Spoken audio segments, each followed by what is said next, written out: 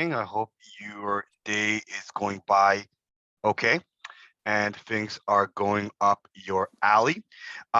So welcome back to another session. And for today's class, what we're going to be talking about is estimation project times, cost, and communication. So for today's conversation, what we're going to be looking at is understanding a little bit more about how we get to estimates, how we communicate estimates, and what kind of situations do we make in order to make sure that estimates are an important part of our class, okay, of our teaching, of the way that we understand project and the time that it costs a project to be able to estimate and give back to either the customer or the subscriber, the sponsor of our project. So in today's conversation, as always, we're going to be looking at estimates, and that leads us into the midterm. Today, I'm going to release to you guys the midterm, so hopefully you guys will receive it. So today's class is going to be estimates, and of course, we talked about defining a project last week. We mentioned the organization, strategy, and introduction. And then in today's class, what we're going to be doing is hopefully looking at estimates that will take us and give us a little bit more knowledge on how teams are formed. And from teams, of course, when we look at teams, we're going to be talking about monitoring their progress. Then we're going to go back and talk about project managers. Then, of course, it's going to be outsourcing, and later on, the project closure. Okay, so we got a little bit of steam ahead. We still got more to do, but then of course the end result is your reflection, review, closure, and your career, and that's hopefully the last of the Mohicans. That's the last thing that I want Hello, to focus Professor. on. Good morning. Good morning. So what we're going to be looking at for today, we're going to be looking at primarily on estimation and how companies, projects become estimates. What do they do and how do they deal with it? Okay. So in today's learning objectives, we're going to talk a little bit about the area of understanding estimates. What estimates are there? What kind of project estimates come in time and cost, and the foundations for project control. Okay, so we talked a little bit about controlling the scope last week, but we never talked about, we always talked about, giving the project specifications, giving people in your team duties and outlines, but we never really talked about the breakdown of it. Okay. And now we're going to be talking about the whole breakdown and describing the guidelines for estimating time and cost and resources. We're also going to be describing the methodology that's used, especially the advantages and disadvantages of a top-down / bottom-up approach methodology. And then, of course, we're going to distinguish the different kinds of costs associated with a project, what it is and what it entails to. We're also going to talk about suggesting possibly a scheme for developing and estimating a database for future projects, and hopefully even understanding the challenges of estimating what we call a mega project, okay? A huge project that will describe steps that lead to informed decisions and making sure you will receive a good case of it, okay? We call those the mega projects, but we also want to define what is a mega project and what is a better informed decision. So we're going to define what is the white elephant in the room in project management and give you some examples of how you can avert it altogether. And hopefully you could do a really good job all at once. Okay.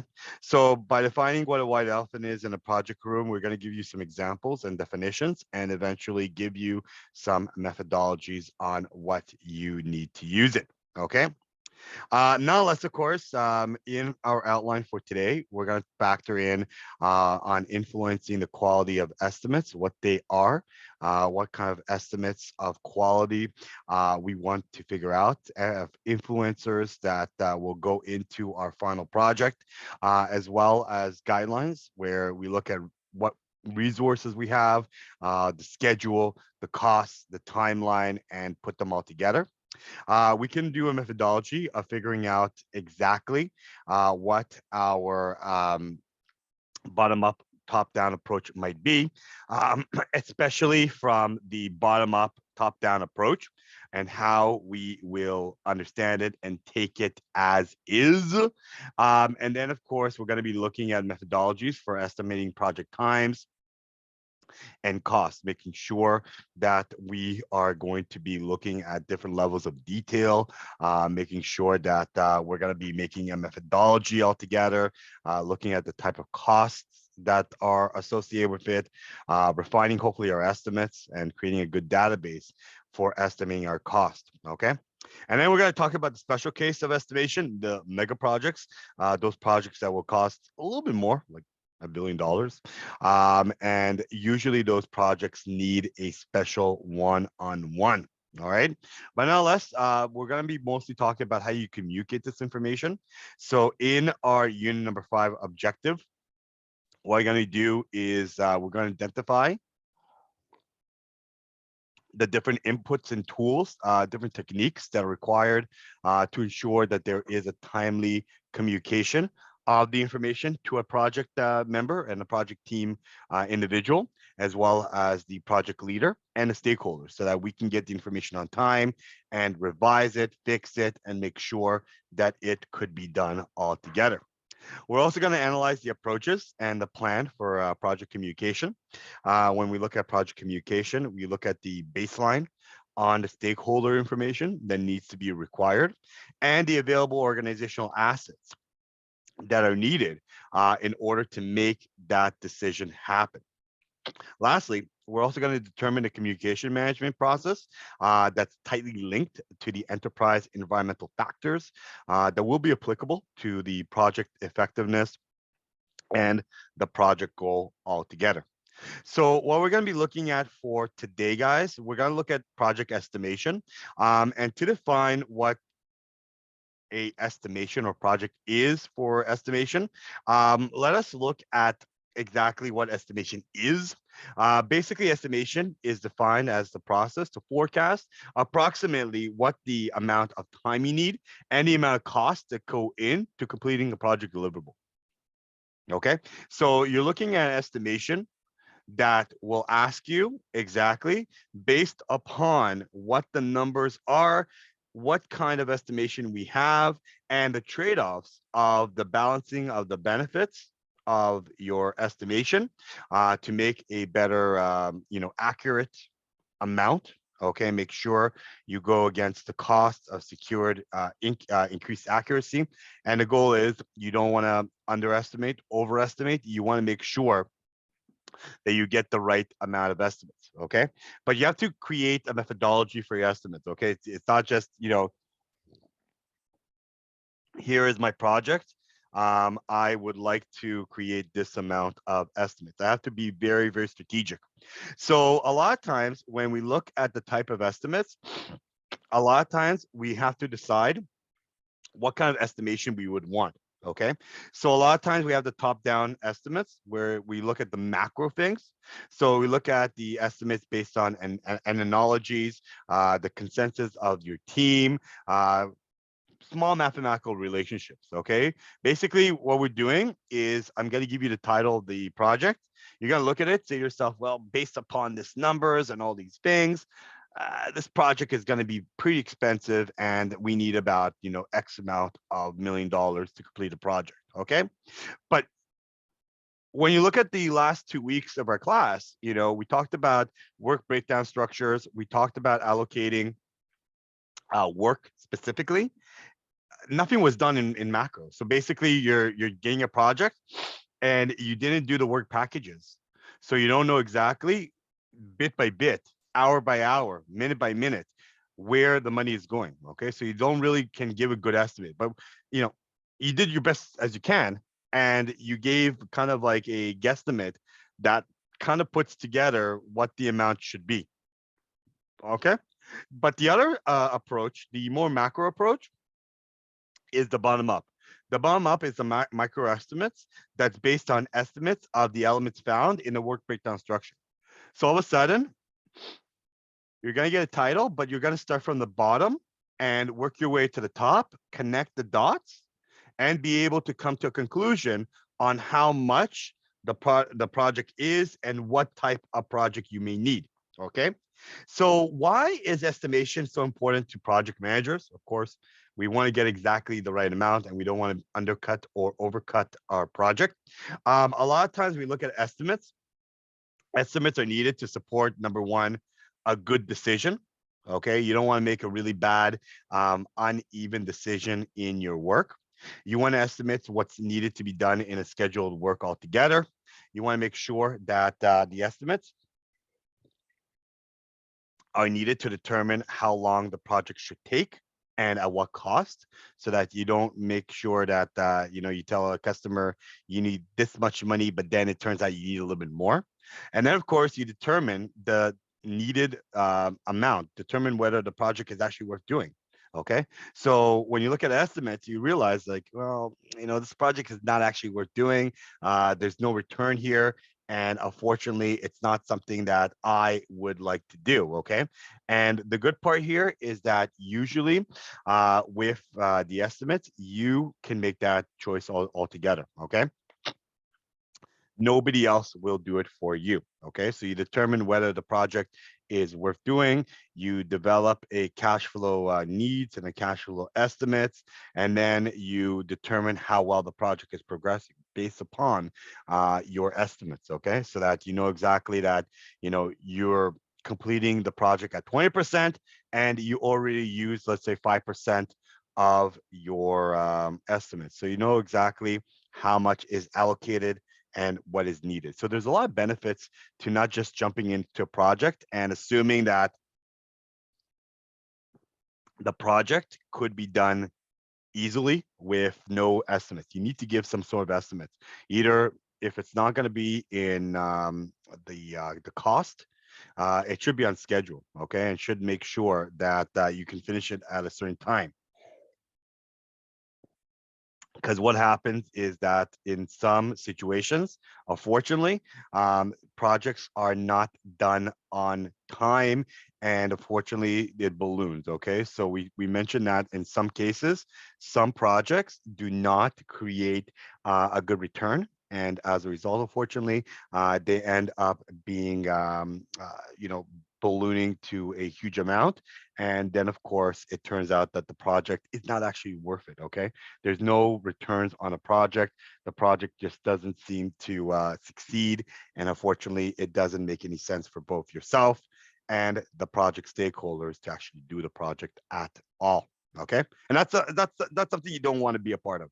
Okay, you don't want to be a part of a project that doesn't succeed. You want to be a part of a project that kicks and wins and does a good element. Okay, so what kind of factors are there in influencing the quality of estimates? Okay, so when you look at the quality of estimates, you have to have a planning horizon. You want to make sure that you know exactly kind of the term on how long this project will take. Okay, sometimes guys, you may be jumping into a project you never done before. So this is a good experience to start to understand a little bit more about where the project is and how to get to the final amount altogether. You want to look at project complexity. Okay, some projects are not that easy.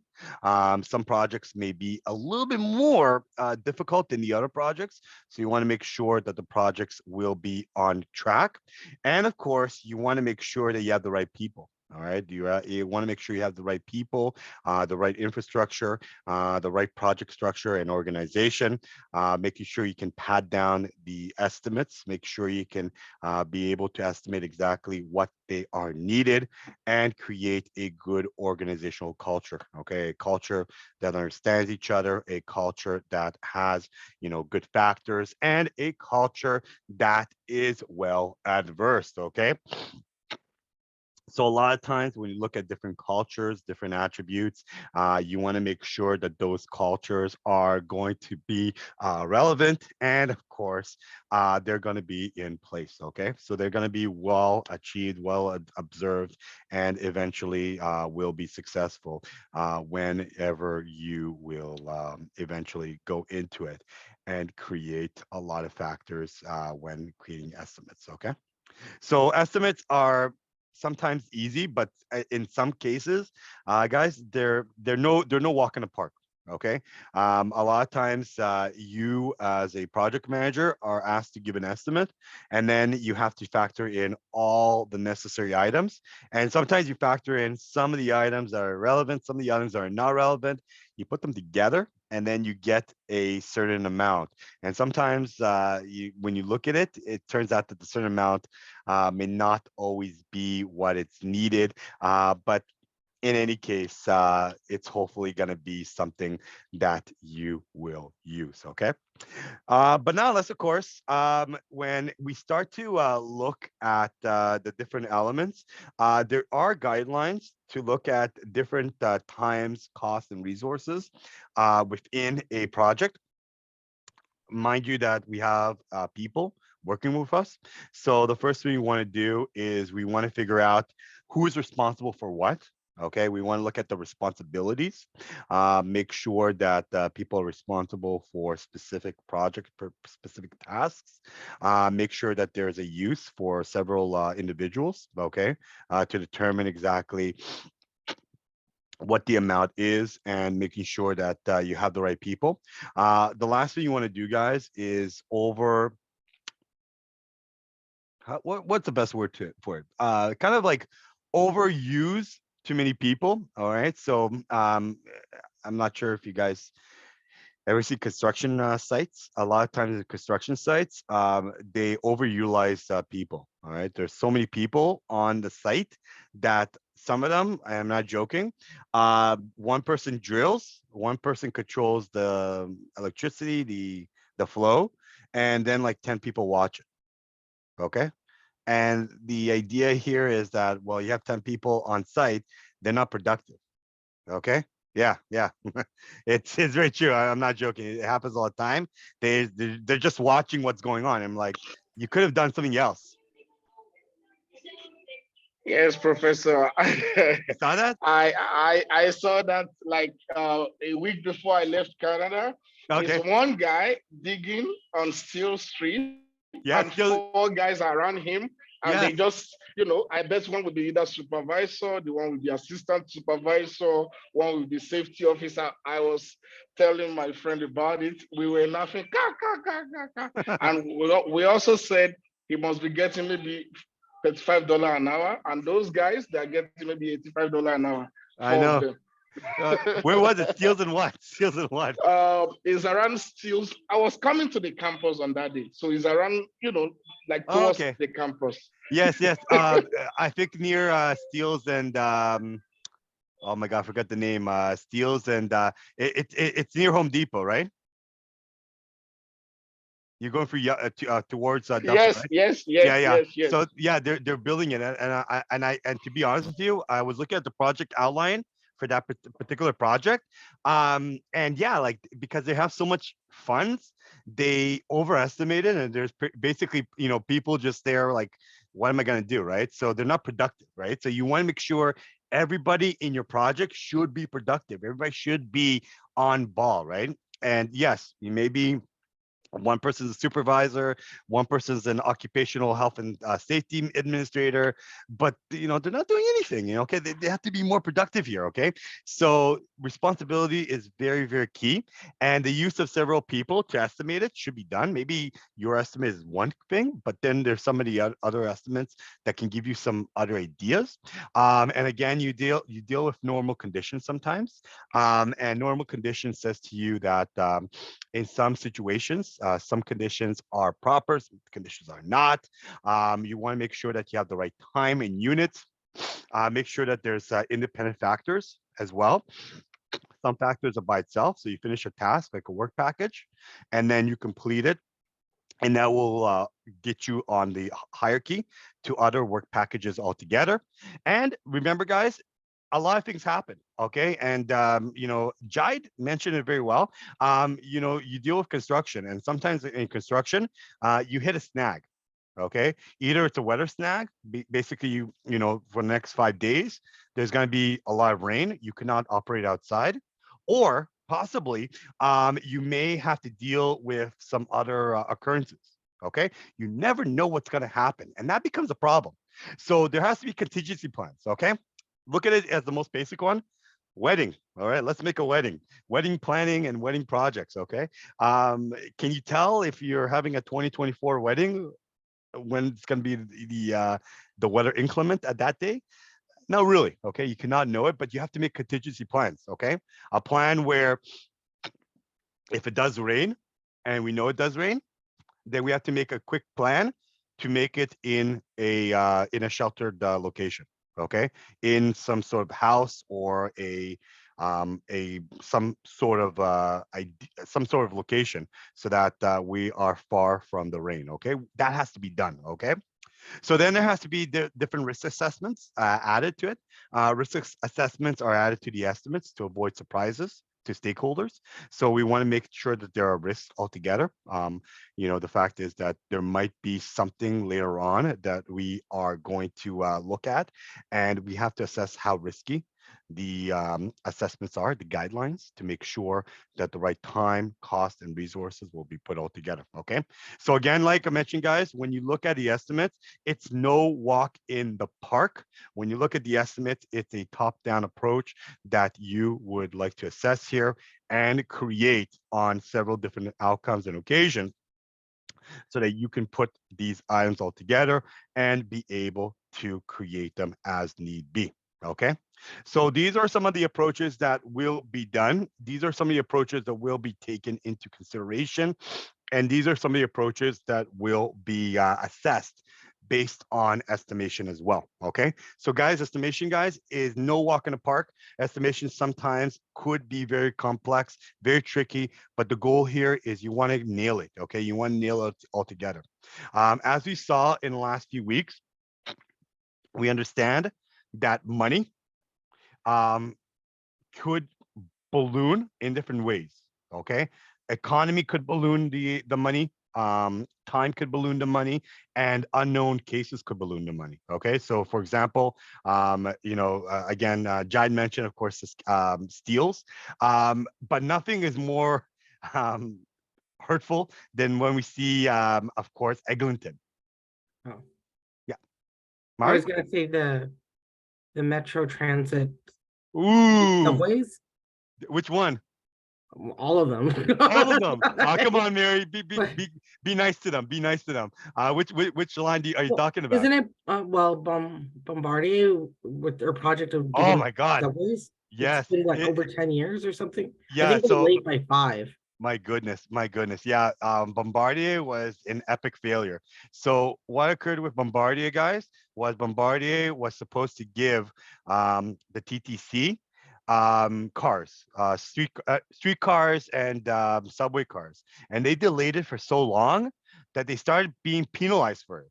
Okay, so the project manager at Bombardier had to factor in, well, this company is looking for these items. Okay, and it took so long that we cannot meet the demand. Okay, so this is a company that downsides. This is a company that kind of cut their employees and so forth. And then they realized we got such a massive $1 billion contract that we cannot meet the demand for it. Okay. So it turns out that, they delayed it again and again and again and again, and it was not going anywhere. Okay. And all of a sudden, TTC flinched back. They opened the contract and said, for every X amount of months that you're missing, you have to pay, a fee for us, right?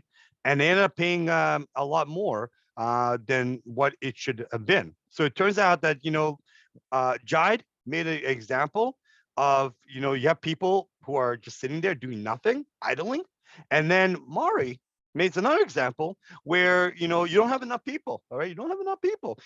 You have a factory that's underutilized. You have a workforce that is contracted to work 8 hours a day. You kind of need it, especially in that particular circumstance. You needed probably a 24-hour shift to meet that demand. You didn't do that, and unfortunately, yeah, it will cost more. But your reputation, on top of the fines, on top of everything else, it costs your company a lot more money. And these are two examples, guys, of the two edges where if you don't estimate properly, you might be hitting with over amount of workers responsibilities, and then a little bit less. Okay, so you definitely want to make sure you have a good balance altogether. Okay, so that's my only take, guys. Please make sure. And sometimes, guys, trust me, forecasting, you never know what's going to happen. Okay, if I was to ask you right now in front of you guys, what are you going to do in the next 2 hours? A lot of you guys may have a plan, but you don't know what's going to be done in 2 hours. Okay, you don't have the crystal ball. All right, so we have to figure out what's going to be done in 2 years or 3 years. Okay, so it's a little bit risky. Okay, and we have to make sure that we have a good game plan and a good head on our shoulders to make sure it can be done. But nonetheless, of course, there are two options I can give you guys, the best options for project managers. The two options are what we call the top-down estimates and the bottom-up. Top-down is very simple. Top-down is usually done. It's derived from someone who has some form of experience beforehand or some information prior to determine the project duration and total cost. Okay, so a lot of times when you get a top-down estimates, usually it's done by top managers. Okay, from like CEOs, sponsors, and so forth. They are sometimes made by these individuals who have unfortunately, very little knowledge of the competent activities used to complete the project. So a lot of times when you look at a top-down estimate, they're used a lot to make a house. Okay. Why? Well, top management knows exactly how much a house costs. They know the schedule, the time, the manpower. They go into it. It's not very complicated. Every house has the same elements, except when you build a house, it's in a new area, never been built before. And because you have prior experiences, you're going to implement it in your project as well. Okay, you're going to try to do it as well in your experience. So a lot of times within the top-down estimates, the idea here is you want to have a goal.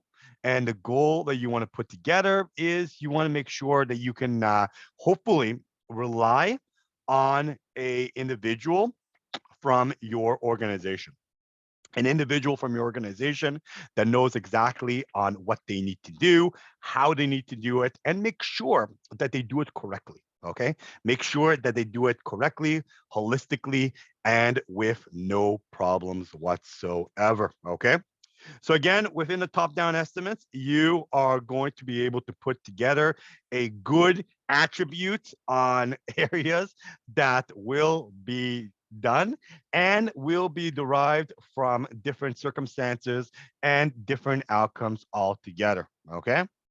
So again, within the top-down estimates, guys, it's basically somebody else giving you the opinion, and you just have to agree with it because they have maybe a bigger or a more important role in the organization. Okay, so a lot of times when it's been a top-down estimates, you have somebody who had experience prior to you. Okay, but if that doesn't happen, you have what we call the opposite, the bottom-up approach. Bottom-up approach can take place after a project has been identified in detail and defined in detail. So a lot of times you define exactly the day by day, hour by hour, word by word, exactly the definition. You apply it all together, and it can serve as sort of a check-in, check-on elements in the work breakdown structure by doing a rolling work package.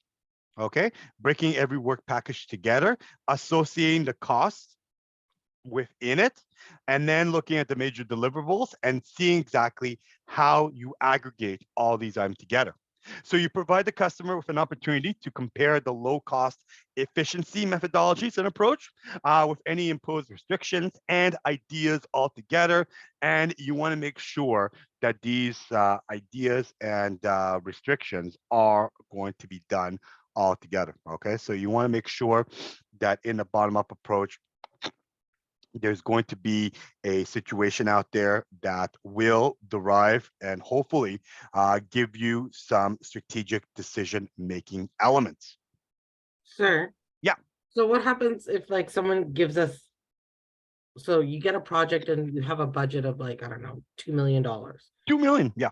Okay. So then is that considered like a top-down estimate, bottom-up estimate? Then what do you do from there? Because So, you have your overall total, right. more or less.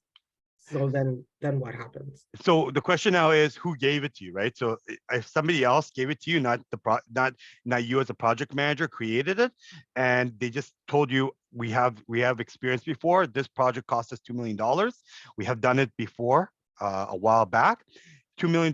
This is going to cost us. Then of course you take that $2 million and you have to use it because you have to agree on their past experiences. However, if you were asked, well, we never did this project before, and right now break apart all the work breakdown structures, the work packages, word by word, and then come to a conclusion how much this will cost you. And if you do the estimates on your own, associate the cost altogether from the bottom all the way to the top from the foundations, and then you come to a conclusion that this project is costing us like $4 million. Okay, double the price. Then you have done a bottom up approach. So the question now is that who is going to like signal? Who's going to be doing this estimation? And if you as a project manager is going to do the estimation, then most of the time it's recommended, unless you have done it before, to do a bottom up approach. Okay. Yeah. So here's some conditions, and this is something good that Mari mentioned. Here's some conditions on what kind of approach is perfect for top down versus bottom up. So when you look at the conditions, some of the conditions are very specific. Okay. For example, when you have strategic decision makings from the top, most of the time, top down approach is much better. Okay, because a lot of times they know exactly the project. You have to trust, management most of the time, and it's perfect to use. When it cost and time is very critical, definitely you want to make sure that bottom up approach is going to be done. Okay, so nothing's going to be neglected. Okay, like we saw, there are projects out there. Mari mentioned the whole fiasco with Bombardier and the TTC. Then, of course, we have our friends at not the Go, what Metrolinx, where Metrolinx, unfortunately, always delays projects, and they delayed to a certain point where cost and time, in my opinion, is not that important anymore because they cannot finish a project on schedule. Okay, and a good example of that is the Eglinton LRT. Okay, light rail transit on the Eglinton line, it's taking forever. Okay, a lot of our times there is another case on why top-down approach is actually good, and sometimes there's high uncertainty on it. Okay, so for example, if you do not know if the project is actually going to succeed or not, top-down approach is it's more realistic. Okay, you don't know how it's going to look like. You never done it before. Okay, there's no given solution to it, and most of the time, people throw money on it. Okay, so when you look at projects that have research on it, research projects for cures and so forth, they definitely do a certain high uncertainty. Okay, and they know that there might be a situation where this project might not actually succeed. Okay, so take for example a research and development project in a corporation. They want to develop the next big technology. Okay, but they've done it for years. They spent an X amount of money, and still they probably succeeded maybe 10%. Okay, and that's a reality in companies. Many companies go into a project and they do not do very well on it. Okay, they do not do very well, and that's a reality. That's a reality we have to face. Okay, in fact, when you look at pharmaceutical companies, every year they spend not millions but billions of dollars to create the next big thing. but there's so many uncertainties. Okay, would human beings be able to digest it, take it in? Can we test it on animals and other things? Can we get approval by the government? Can we market this item? Is this item actually realistic?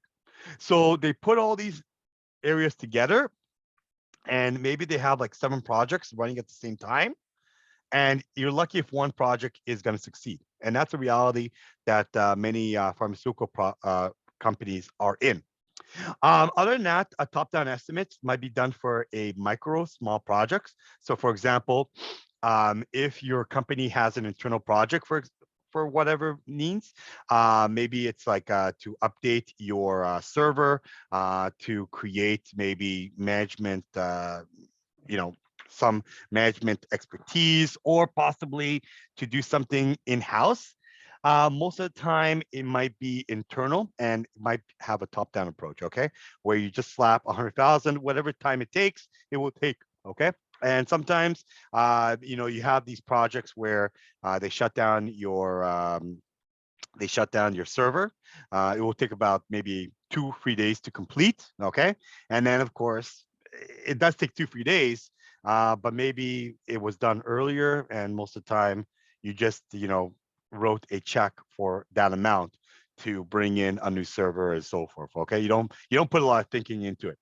But a lot of times when a project has a fixed price, meaning that when the customer told you it's cost this much and they're not willing to budge, normally having a bottom up approach makes a lot of sense. So you know exactly cost and time will not be neglected. You want to make sure that if the customer says, I want this project for $2 million, $2 million it is. Okay, you're not gonna negotiate with it.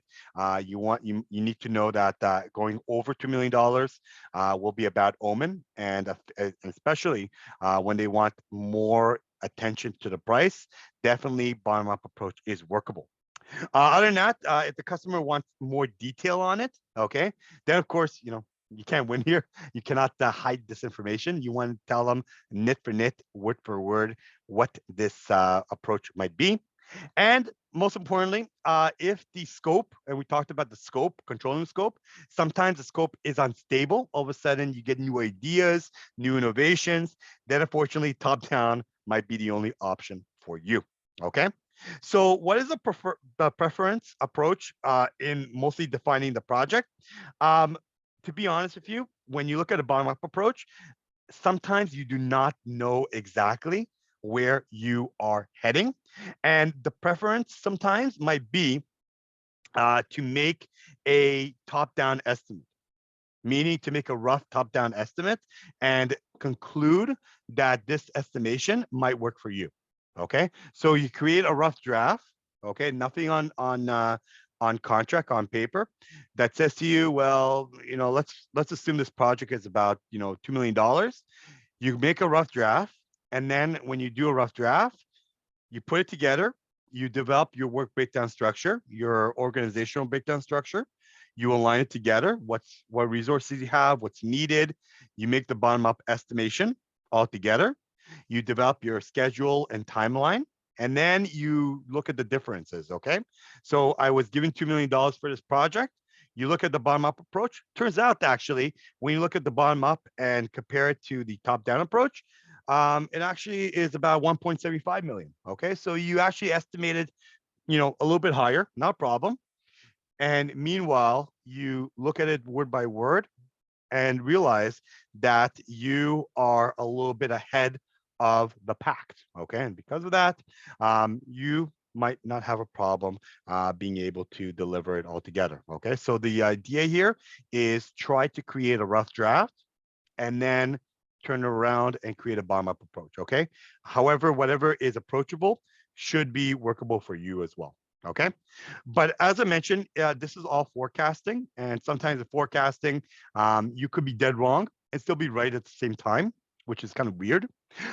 Which is why when you look at a top-down approach, in most cases, top-down approach is done mostly on a consensus methodology. So when you look at the consensus, a lot of times the consensus says that based upon what the organization assumes and wants.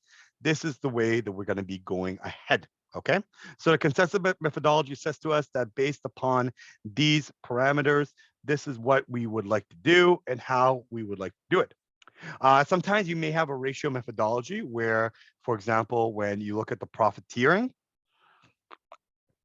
or a portion methodology, you would like to assume that in some cases, if you are going to be investing, say, X amount of money divided by your profit, the ratio might say to you for every dollar that you invest in this project, you're going to get like $4 back. Okay. So you invest $1 million in this project, you're going to get $4 million return. Okay. So many housing organizations, companies that make buildings and infrastructure, what they do a lot of times is they say to themselves, well, when you put this project together, a house might cost us, $300,000-$400,000 to make, but when we sell it, when we are able to appropriate the cost, we're going to make about 7 times more. Okay, and as a result, it's kind of a 4-to-7 ratio. All right. So you look at the functional points, and sometimes you associate them within your project management software. So sometimes you look at the MS project, you associate the functionality, and I'll show you exactly how it's going to be doing. And at some points, the methodology is a learning curve. Sometimes you make mistakes on it in a top-down approach, but you learn from it. You learn and you learn and you learn, and then you start to master it altogether. But the other side of the bottom-up approach is that in most cases, you may have a template you're going to use, and you're going to look at the template and be able to jot down exactly where the methodology is. You may have a range estimates on how the bottom-up approach is going to be done, different parameters and procedures of the applied specific tasks they're going to be putting together. And then within the bottom approach, you're going to be adding more and more and more until you get to the final outcome. So looking back at our work breakdown structure, when you look at the work breakdown structure, when you look at the portion of methodology, let's assume if your company has given you, for example, $500,000 for a project. Let's say the project is to make a music CD. In this case, the total project is costing us $500,000. Okay. And the idea is you want to portion exactly how much that amount is going to be allocated in the project. Okay. So you know exactly you cannot go over, and you definitely want to make sure that you utilize every single dollar. So in this particular case, you're going to be breaking apart different tasks altogether, and then the work breakdown structure will be done in work packages. So what this shows you is that in your design, you're going to allocate 20% of your allocation, which is about $100,000. And there's two different tasks in the work package. Design part number one and design part number two, you're going to separate it evenly. And the two designs are going to cost you $50,000. Okay. Then you look at your program, it's going to cost you 150. There's going to be 3 different programs. The first one is the major one in the beginning, P1. It's going to be 20% altogether, $100,000. The second and third one will be 25,000. Then you're going to do 3 different tests altogether. That's 40%. So 40% of that is 200,000. $500,000 for the first one, and then the last one, the most important one, will be about 100,000. Documentation, of course, altogether. You want to put it together to about 25,000, okay? And make sure that you allocate it all together. And the last and final thing is production, producing the CD music, and that will cost you about 25,000. 5% given and 5% in, okay? So not only do you know the work breakdown structure, and let's assume we know exactly who is responsible for what, but we also know exactly every single dollar that goes into it. Okay. So the goal here is you want to look at the estimation. You were given $50,000 to complete. Okay. And the goal is you want to make sure that you get to a certain situation that you will get, or you will be given $500,000 made from it. and eventually being able to allocate it all together at once. Okay. So now the goal is you want to make sure that everything is allocated and based upon the work packages. Okay, down below here. Whoops, down below. You estimate and you look up, and then everything is going to be equal to 500,000. Okay, and that's kind of the idea that you want to make. Okay, so you know exactly cent per cent, word for word, everything that will be made. Okay, the only thing that wasn't made here that we saw, and let's assume it wasn't allocated the responsibility of who's going to be doing the task, as well as we don't know exactly on what kind of importance every single package will be done. Okay. So coming back, of course, to the PBS, we want to look at the process and make sure that different elements are going to be allocated all together and calculated on how important those items might be. So a simplification of your point counting on your process is you want to look at a perspective of project deliverables and decide what kind of deliverables you would like to put in. So a lot of times you look at the complexity of weighting on how complex the project might be. And based on these weightages, you want to decide based upon what kind of inputs they might be given, what importance they might give you to the project. And then you can calculate them. And based upon, let's say, 6 different points, 8 different points, and so forth, you want to make sure that those points are going to be calculated, allocated all together, and then given into your project. Okay. So again, in this project, you want to be able to allocate them and put them as need be. So again, when you are going to be looking at this project, your goal is you want to make sure that this project will be assigned altogether. And a lot of times when you look at this project, let's assume you have a specific count on what these items might be. And when we look at these specific counts, we can actually allocate how much different work packages we might need and how much different items are going to be important based upon our calculation, our estimation. So by looking at these items, let's assume we have a calculation altogether. If you look at these items and you look at the inputs and outputs of all these items altogether, what's going to give you is a calculation sheet. Okay. And based on these calculation sheet, you're going to be assuming how important they are and how not. So inputs, for example, on your project will be very low. Complexity is a bit average, as well as inquiry. The only thing that's very important is the files on this. We call this project patient admitting and billing project, and interface will be average. So the most important part is the files. And when you add them together based on the counts, how many different tasks you may have, you allocate them together. And then, for example, in let's say the low input of the count itself, you have only about 2 different counts, and you put them together, and it turns out it's going to give you about 50 or sorry 30 points. Okay. So you look at all these points together and then you assess based upon the points. You have about 660 points, and this can give you a better calculation of every single breakdown that you will make. Okay.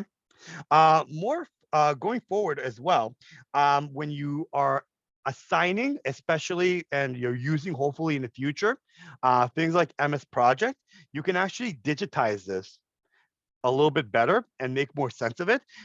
Some of the MS projects that are available, some of the utilization of MS Project will actually ask you how important they are, and will give you based upon the work breakdown structure identification and a dictionary where they might fit in. Okay, so a lot of times when you look at the different structure, and I'll give you an example of it, you can actually calculate this online. And doing so, you can actually put together exactly the risk level that the project is going to be. And then based upon the count, you can actually start to the project can actually give you a certain date on how many days you may need. Okay. So this is an example of a specific launch project. And in it, you can actually see, for example, how many days based upon the estimation are going to be given to you. Okay. So One of the things that we did not see in the example that we had earlier with the CD manufacturing was that in the work breakdown structure, we have the dates, but you don't have the exact time. Okay.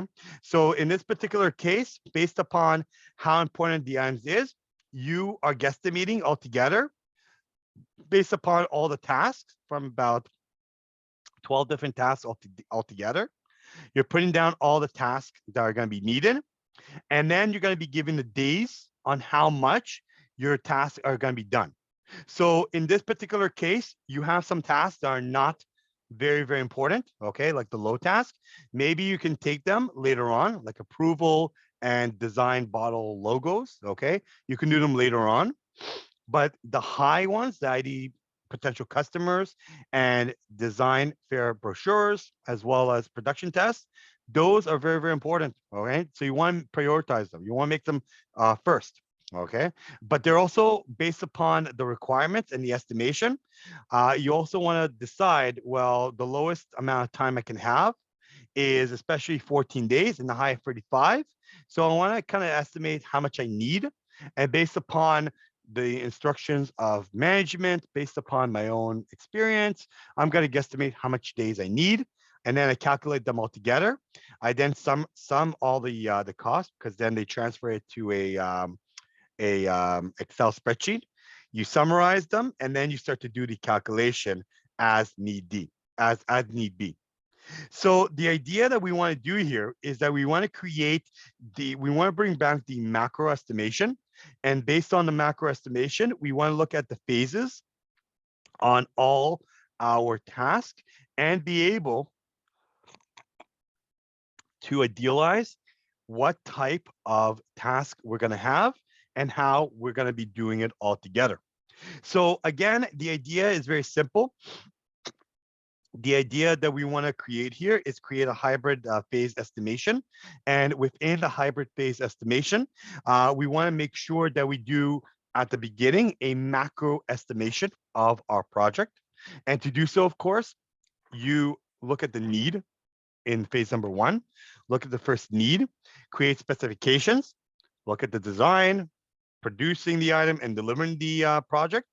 And every single step, every single phase that you will get, you'll start getting more information. So once you start understanding the need of the project, why you're doing the project in the beginning, you're going to look at the specifications and you have detailed estimation. You know exactly what is specified, exactly the size, the color, the texture of what the project is going to be. However, designing, producing, and delivering will still be a macro estimation because you still don't have the information.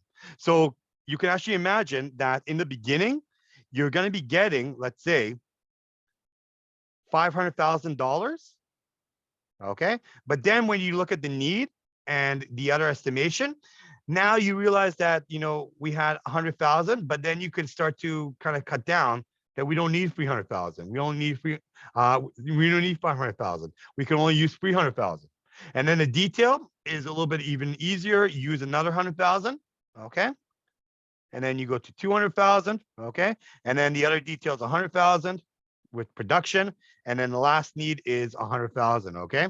So clearly, when we get to the estimation stage, we realize that based on the detail estimation, the more detail you get later on in the project, the more information you can achieve. And later on, you can start to estimate how important the project is, all the process, all the tasks, and be able to kind of like police your project better without any given problems and any given tasks altogether. All right. Any questions up until now? Anyone have any questions or?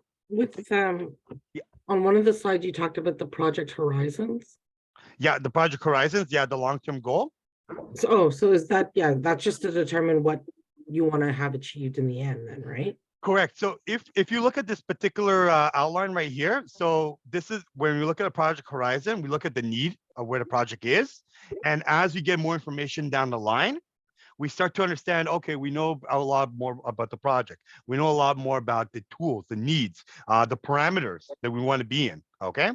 And then in the next half of the class, what I want to show you is that not every project is going to be perfect. Some of the projects you may be about 20% off, 10% off, but when you kind of apply the top down, bottom up approach, you start to create a sort of like parallel of where your project is going to be in. So you have like a long-term horizon, the goal of where your project wants to kind of look like. Okay. So, sorry, one more thing. So like, if you're given a budget of 5,000 or $1 million or whatever the case is, but the person giving to you is just like your boss and they may not be necessarily experts at it, Right. then we still should do this. We should do a top-down estimate. Yeah, do a rough draft. You got a rough draft of $1 million, right? And then you start to dub it down, saying to yourself, is this project feasible at $1 million? And maybe it is. Maybe it actually is. Maybe your boss might know exactly, based on his past experiences, this project is going to cost us $1 million. However, there is a good situation out there that it's not. And then you have a case out there that you can tell them, listen, based on my estimate, based on my MS project output, based on, what's the complexity of the project, this project is not $1 million. This project is $1.75 million. So maybe we need to go and assess it again so that we can get to a certain situation. Maybe there are things out there that I wrote as a project manager that might not be feasible for this project. And as a result, I would like to kind of assess it. Maybe you want to take away a couple of things, maybe promotion, for example, take it off. Maybe it'll save us a little bit more money, but we have to come to an agreement. Okay. Thank you. You're very welcome. Zhao, you had a question? Chen, Zelen, you have a question? Anyone else have a question? Anyone? Nope. Going once? Nope. Yes. All right. Perfect. Thank you so much, guys. All right. So what we're going to do right now is let's take a break. Okay. Let's take a little bit of a hiatus. Take a break for the mind and the soul. And when we're back, we will be talking about the next half of the class. We're going to have something fun today. We're going to have a breakout room, random breakout room. Hopefully all 20 of you guys will stick around because it will be a fair class, 10 on 10. 10 people versus 10 people. And we're going to have a learning activity that's in class. Okay. And then when we're done, I'm going to present to you guys the midterm, and I'll give you guys until next week to complete it. Okay. Sounds like a game plan. Thank you. You're very welcome. All right. So take a break, guys. And we'll be back at, what time is it now? It's 7:05. Let's take a break till 7:15, okay? Have a good break. Please be back at 7:15 EST. And see you guys soon. Don't leave Zoom. Have a good one. Take it easy, and I'll see you guys here in a bit. Thank you. Thanks.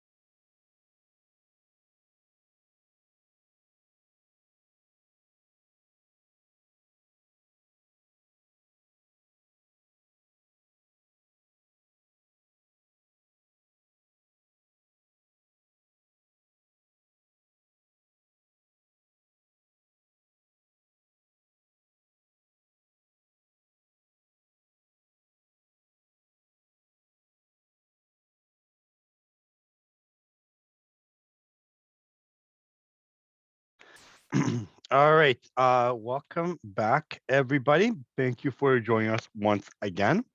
Hope your mornings or possibly your afternoons are going quickly. Before we start, also I want to mention a couple of things. Um, if you guys have seen earlier on or not, ever since week one, I've been recording the class. Normally, it's not. I wouldn't say it's not okay or okay to do it, but still kind of a gray area. However, if you guys need a copy of any of the sessions, let me know. Okay, I'll be more than happy to give you guys the items. I'll probably by midterm I'll give you guys the whole collection. Okay, I know that we have a international group, a really interesting one, stretching from all parts of the globe, and it's the reason why we have a global class. But I definitely will assist you guys should you have any questions on it. Definitely, I will help you guys along the way and make sure that you can hopefully see it. Okay. Nonetheless, the good part about the having it online is that sometimes you can slow down. There might be closed captioning sometimes, and sometimes the way that I speak, and because of that, fantastic Canadian accent of mine, it can really, you want to kind of like go back and regurgitate it. So if you do need it, it is available, and just let me know, and I'll put it out for you guys as well. Okay, so you guys will have some access to it. Okay, but just please let me know if you need it. It is available. Okay, I have week 1 to week 4, and today is week 5, so I will have a copy of it should you need it, and I will be more than happy to give it to you at any point in time. Okay. All right. Moving forward, guys. Beyond what we discussed about our session, I do want to talk to you guys a little bit more about the top-down, bottom-up estimation. Give you a brief overview, but also give you some ideas on what kind of detail you need and also what kind of preparation costs go into it, as well as accuracy. So again, guys, we have two elements of estimation in our hands. The first one, the most popular one per se, is of course top-down estimates. Top-down estimates is there to look at the project if it's feasible or not. Okay, so a lot of times this project has never been done before. We're in a new territory. We've never done it elsewhere, and the feasibility gives us a certain situation in which we can have a rough down estimates altogether. Okay, so a lot of times the rough time cost, the cost estimation gives us a good idea of where we are going to be in. Then, of course, you have a fund requirements. In a fund requirements, we want to make sure that if we don't know the funds right now, at least in the top down, we get like a game plan of what we can expect and what kind of capacity we need. Okay. However, there is a cost to it. Okay, so whenever you have a top-down estimate, the preparation cost is roughly 1/10 or 3/10 of the total project. So you have to put that into consideration. That if you have like, I'm just throwing a number out there. Sorry for my calculation. 1/10 of let's say I don't know, million. You're going around $100,000 just to use for a project that will cost you a million, okay, roughly, okay, or something about 3/10. So you have to put that into consideration that there is a preparation cost because it may take time. You may have to do research and beyond.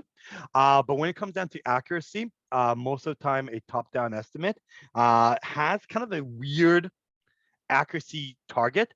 So you can be below target of 20% or anything above 60%. So again, using the $1 million project, a project can actually be at $800,000 or upwards of about $1.6 million.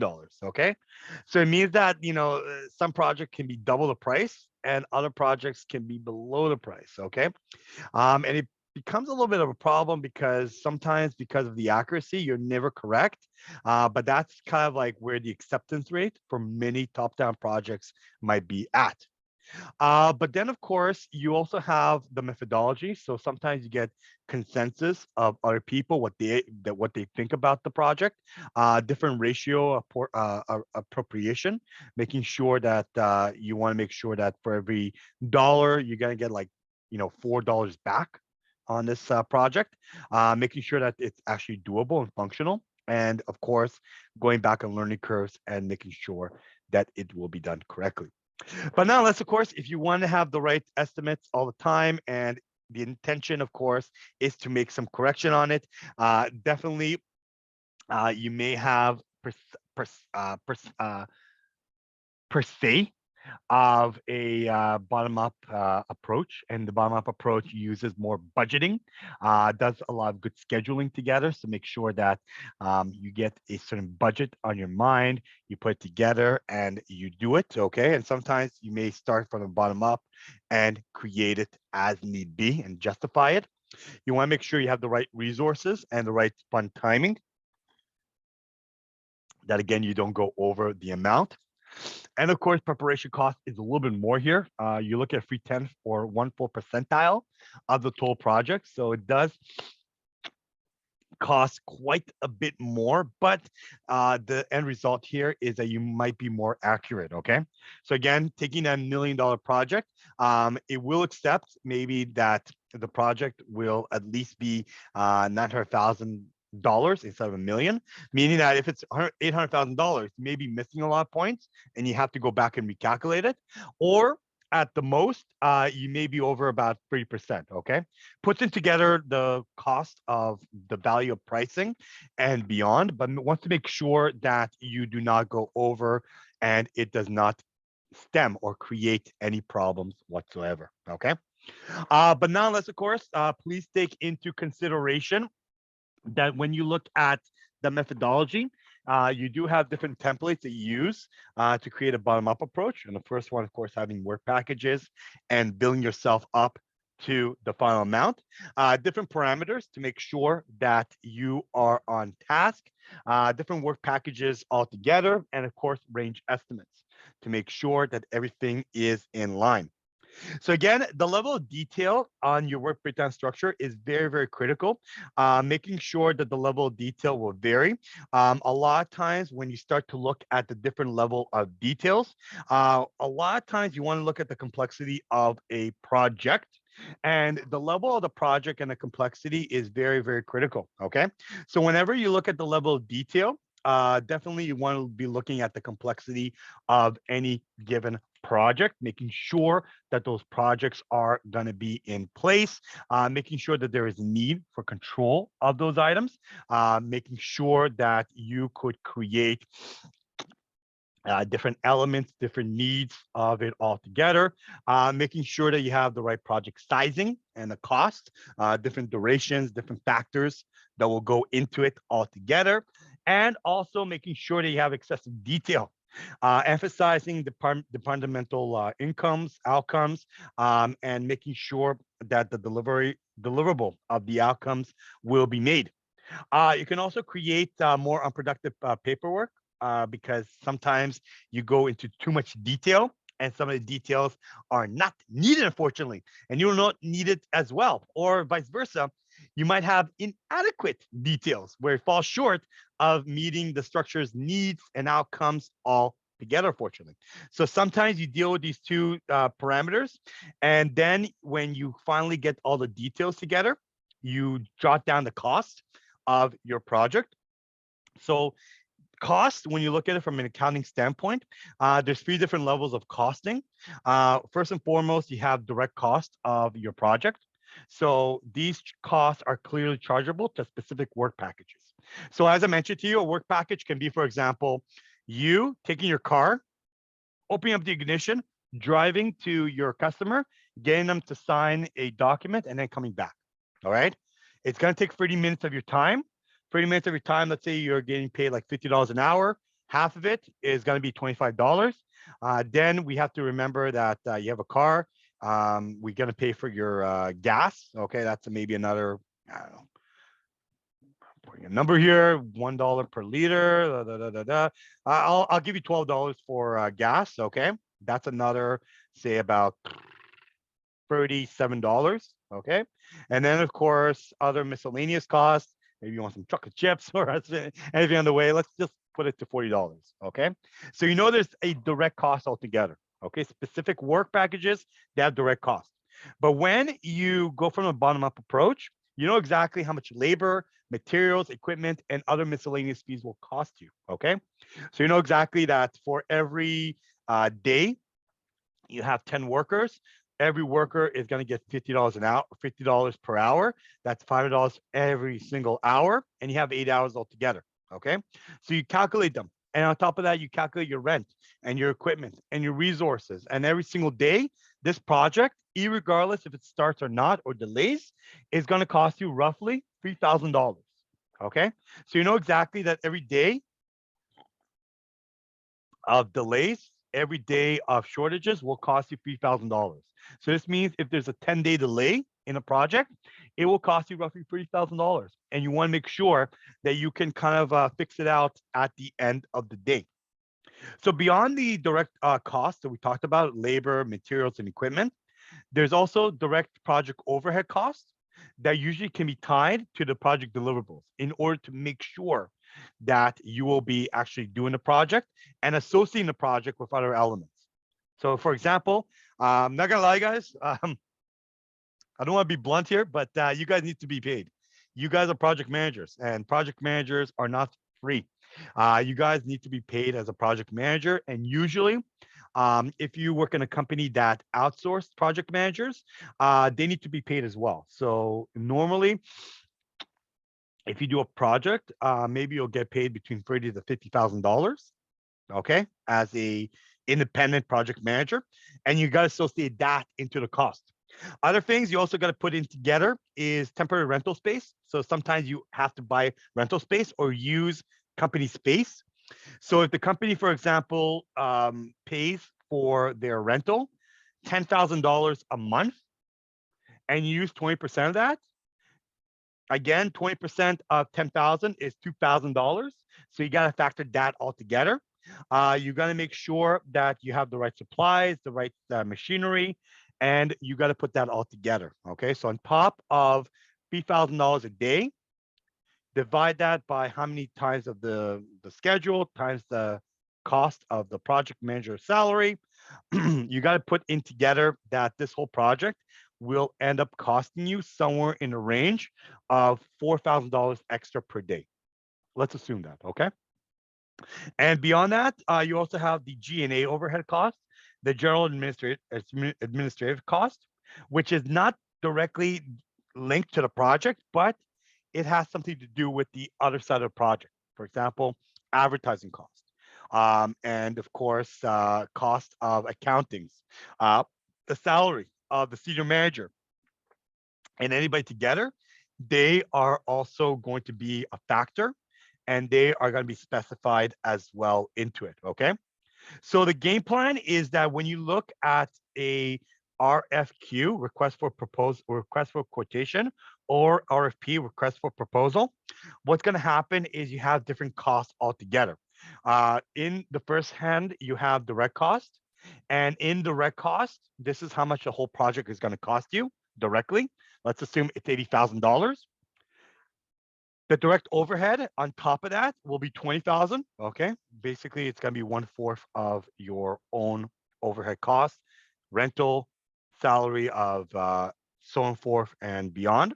So the whole project is going to be about $100,000. Okay. So when you have $100,000, then your general and administrative overhead, assuming you look at, for example, salary of the senior managers, advertising costs, and so forth, you put it at maybe 20%.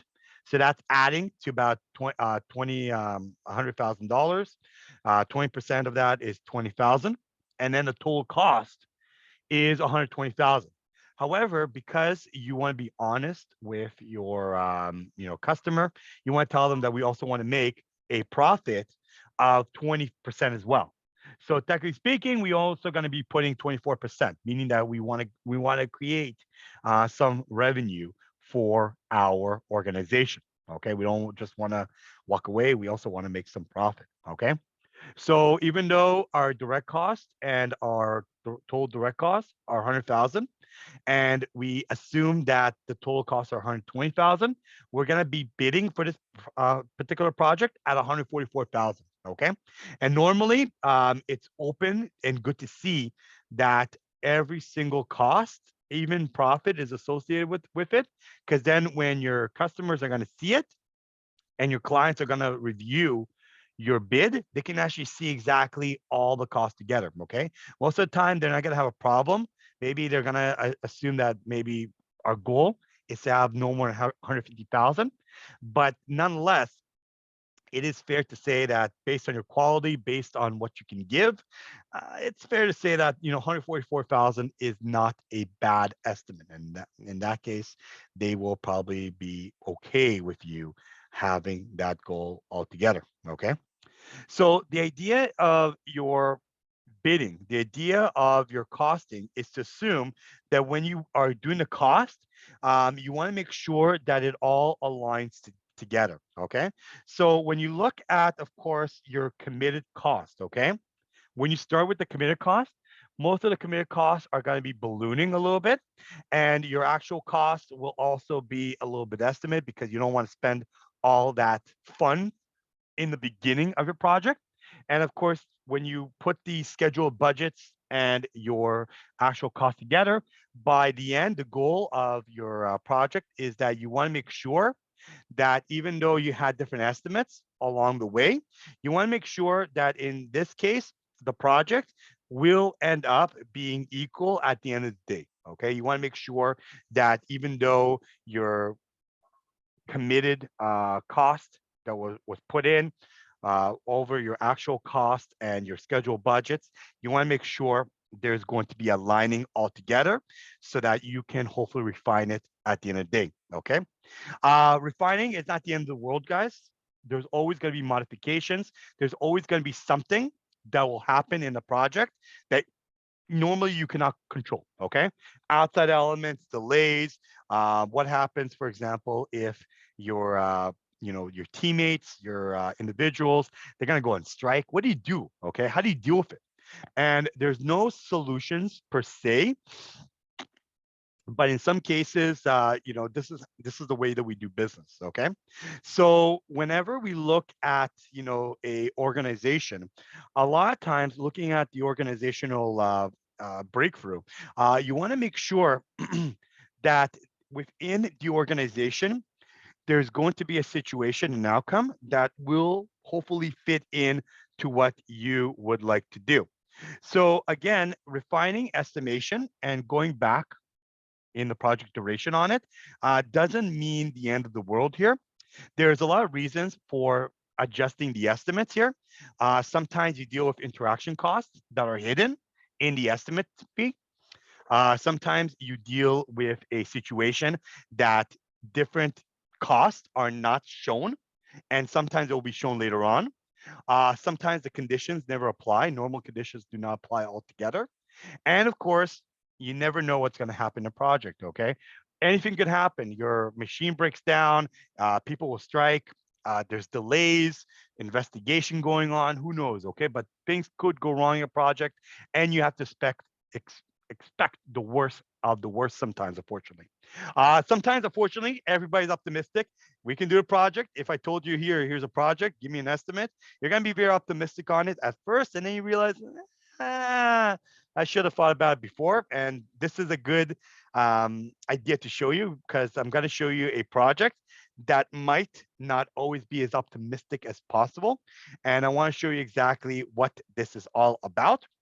And of course, sometimes people misrepresent what they ask for. So people engage in what we call strategic misrepresentation and do not show exactly what it should be done. Okay. And sometimes it happens because not all the information will be given. So your goal is to create a database of estimation, and you are to hopefully be able to estimate in different parameters, document the items, okay, estimate the actual cost on things like labor, materials, equipment, benchmark ratios that you want to create, goals you want to do, code of accounting altogether. And then you want to take this documentation, do a little bit of risk analysis on it, create an operational database, be able to put it into your production. If there's hardware involved, put it into hardware, management of information systems and different programming. You want to make sure that you could get a best case scenario and a good estimate of your project at the end of the day. So nonetheless, the goal is that the reason why we do estimates a lot of times is that some projects are very small. We saw projects, for example, today that cost us $500,000. We saw projects that we bid on for 144,000. Okay, but in some cases, some projects are what we call the special case projects. Special case projects are called the mega projects, and mega projects are basically what we define as a large scale, very, very complex project that will typically cost more than $1 billion, if not more, take years to complete, and involve multiple private and public stakeholders to complete it. Okay. So, what is a multi-billion-dollar project, a mega project? Well, some of the projects that we have are high-speed rail lines, a new terminal at the airport, government healthcare reforms, bidding and winning the Olympic Games, and we'll talk about that as well. Developing a whole new aircraft, not just doing a project on an aircraft, but developing a whole new liner in an aircraft. Okay. So the problem is that this project upfront, when you do the bottom up approach, is going to end up being costing you in the tens of billions of dollars. And your goal is you want to refine it all at the same time. You want to make sure that this project will end up making sense for you. Okay. But a lot of times the project cost can have what we call the double whammy. Okay. Often when it involves the double whammy, project costs more than expected, and sometimes we'll under deliver on the benefits on the project where it's going to be provided. Okay. So when you look at a project today might not add up in the future. And then when it's done, we have to realize what is the reality of the project and what we can do with it. Yeah, Maury. I was gonna say, so is it with the Bombardier TTC project line, is that considered a double whammy? I would say Or- yes, and I probably put it down here as a high-speed rail line. So it is a double whammy because the project cost at first was expected and it was undervalued a lot of times. And then when we looked at it in the future, what is the benefit, right? So even though we realize that it's going to cost double or triple the cost, the benefit here is the long-term approach. And even though we said to ourselves, well, this project is costing us $1 billion in 2012, and then now it's going to cost us, sorry, it's going to cost us $1 billion. The idea here is that, is it worth it? And maybe they did a calculation and a methodology that says, you know what, it actually is worth it. It's worth it right now because even though it's going to cost us a lot more money, the long-term gain here is that you're going to have a system that can actually be workable. Okay. Maybe at the case of Bombardier and the TTC, I don't think it was worth it. At the end of the day, the double whammy was when you look at the benefits of the project, there was consideration to go to another company to do it because they realized that the Bombardier could not fulfill TTC's orders. Okay, so there was another company in Europe that has a similar rail line that we could have done, but we wanted to keep it, domestic in-house. The other company told us, listen, we could do it for you, and we could have done it as a joint project, but TTC said no to it and gave it to Bombardier, assuming the Bombardier could do it, and they did not. So at the end of the day, we realized that it under-delivered, and ended up costing, even though the TTC, still used the old rail lines, old cars, it still didn't cost us money, but it still cost us to maintain those rail lines. Okay, so you can actually imagine, think about having a computer and being told, well, you need a new computer to update it, and not receiving the computer for a long time and having to maintain a computer in different ways, taking it to a mechanic or a technician, taking it in to fix it all the time, doing updates on it and delaying the project. It costs you just to have the item available. So the same thing with the TTC and Bombardier, it costs them just to have it available, just to have old lines available. So that's where the TTC said, listen, you're going to be paying a penalty because of this.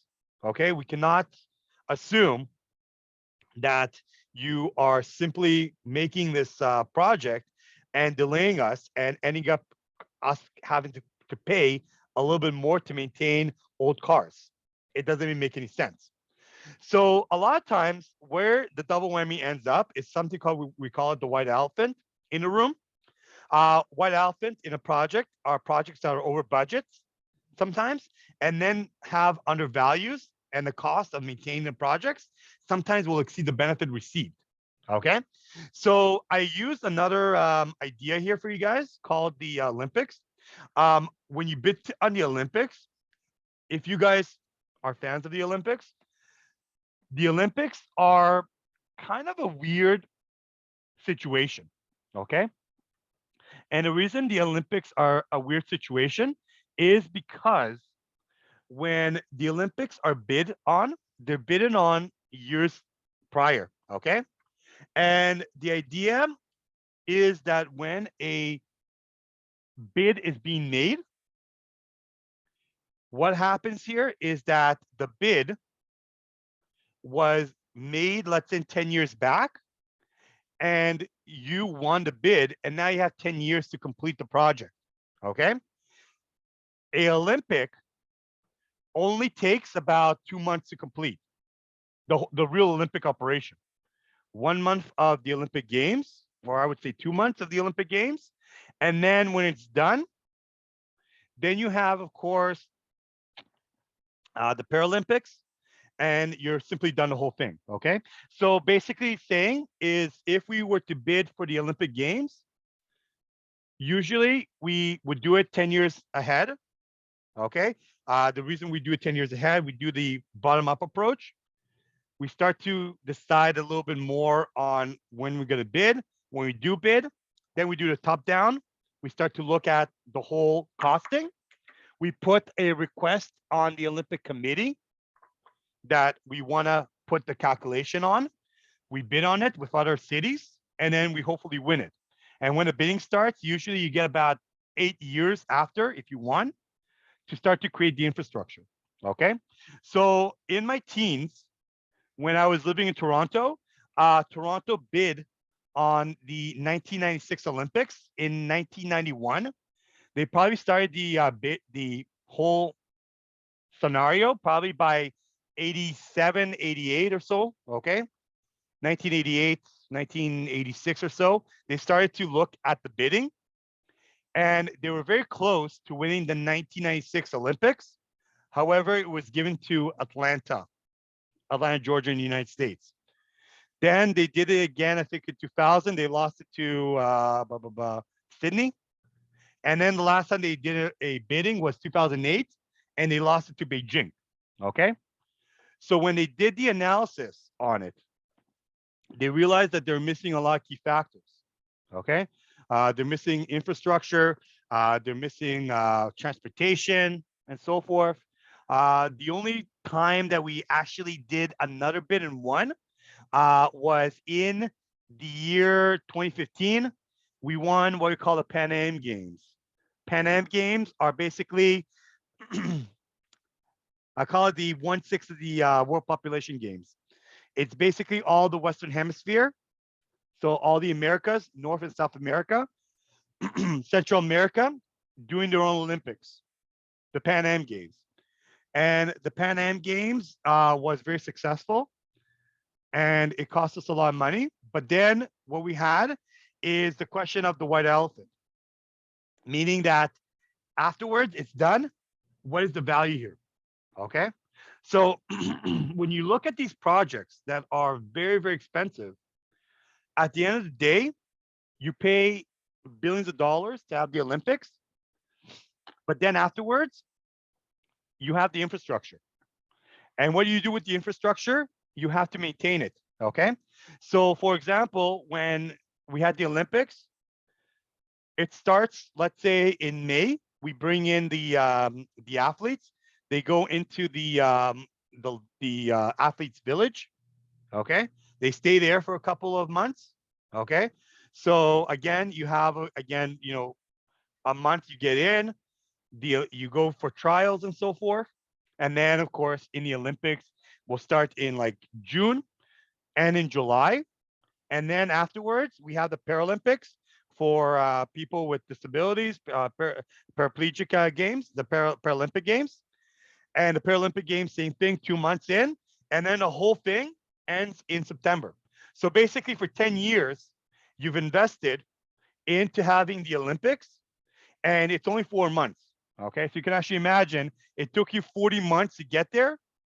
Okay. Well, not 40 months, what am I saying? 60 months to get there. And 4 months, that's the reality. Okay. So then when everything is done in September, the city of Toronto and all the municipalities that participated look at each other and say, now what? Okay. Now we have basically a huge infrastructure and we have to maintain it. Okay. So if, for example, we bid in the future for the Olympic Games and we have a special line, we talked about the subway line, especially going to a stadium, we have to create some sort of value. Okay. If this value is going to be, well, it was only used for this amount and then nobody uses it, so we close it down, it's still going to cost us money. Okay. Even more so when you look at the pools. Okay. So when they made a pool for the Pan Am Games, the city donated it to, say, the University of Toronto. They kept they kept the pool in their facility, but now they have to maintain it. Okay, so even though we put X amount of $1 billion in this project, and the goal here is that the project is going to be 4 months. After the 4 months, now you have to start paying for maintenance of it, the infrastructure, making sure that the pool is going to be viable. You don't want to neglect the pool. Okay. When you have infrastructure, it has to be maintained. Okay. Walls will be cracked. Pool will need to be maintained. You have to have lights and energy going in. It has to be made sure that everything is running smoothly. If it's not running smoothly, it could be a problem, and unfortunately, it could deal a lot of blows to everybody at the end of the day. Okay, so when we look at the double whammy, and even more so the white elephant, we want to make sure that there's a value out there. And unfortunately, most of the time when you look at the Olympics, there's really no value. Okay, the only thing you get is your value will go up, infrastructure will be updated, and real estate prices will also be very, very important. And that's usually the only reason that people go into a mega project today. Okay, I'll give you an example how expensive Olympics are. The last Olympic, well, we had 2 Olympics, of course. One of them was in Vancouver. Canada probably hosted 3 Olympics throughout its history. 2 Winter Olympics, Vancouver 2010, and Calgary 1998 Winter Olympics. And then we also did Montreal 1976. The Montreal 1976 was very, very important here because when we look at it, it stretched all the way to Ontario. Okay. When I was going to Kingston I went to school at Queen's University. There's so much infrastructure that Queen received afterwards from the Olympics. And also there were events held at Kingston. Okay. So what occurred here was that after it was done, then there was payment to be made. And there was so much interest and infrastructure being made that at the end of the day, direct cost ended up costing the city of Montreal 30 years to complete paying for it, along with the interest. So they ended up paying for it at full in 2006. So the Olympic was in 1976. It took them 30 years to pay. Okay, that's how expensive it was for them. And many people are asking, what's their value there? They added new roads, they added new highways, new systems, new lines altogether, and things that they added are simply not used today anymore. Okay, so for example, in Montreal, they had the Olympic Stadium. They don't use the Olympic Stadium anymore. Okay, they only use it like once in a blue moon. So people are asking, what's the point of the Olympic Stadium?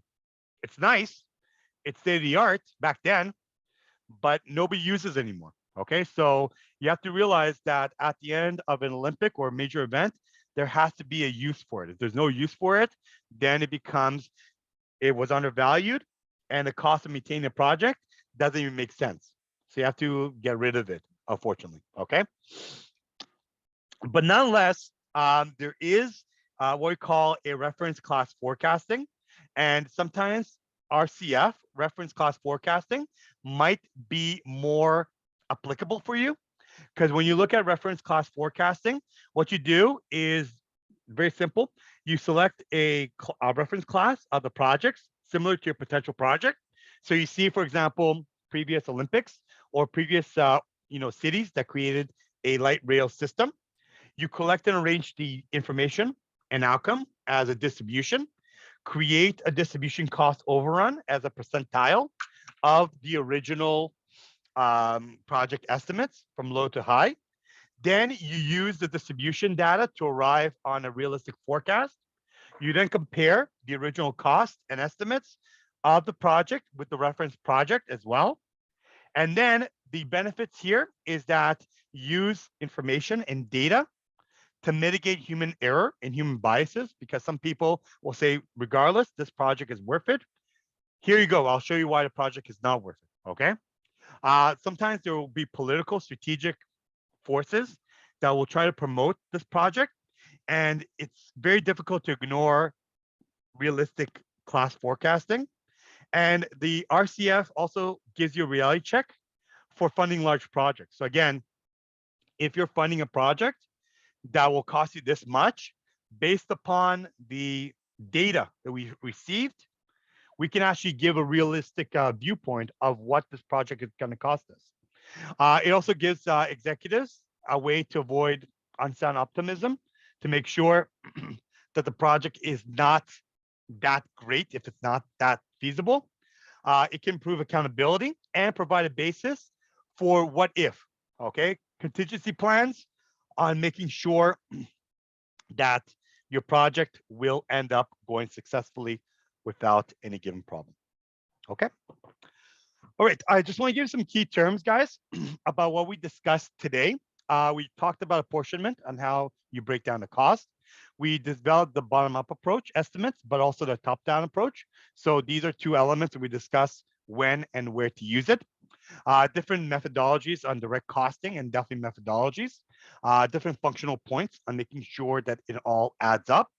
Understanding the learning curve, any overhead costing, phase estimation, range estimation, different ratio methodologies to make sure for every dollar you get a good return back. We mentioned reference class forecasting just now, making sure that you can actually estimate even better, using templates to kind of figure out the bottom-up approach and making sure that you can come to a conclusion, making and having time and cost database estimation.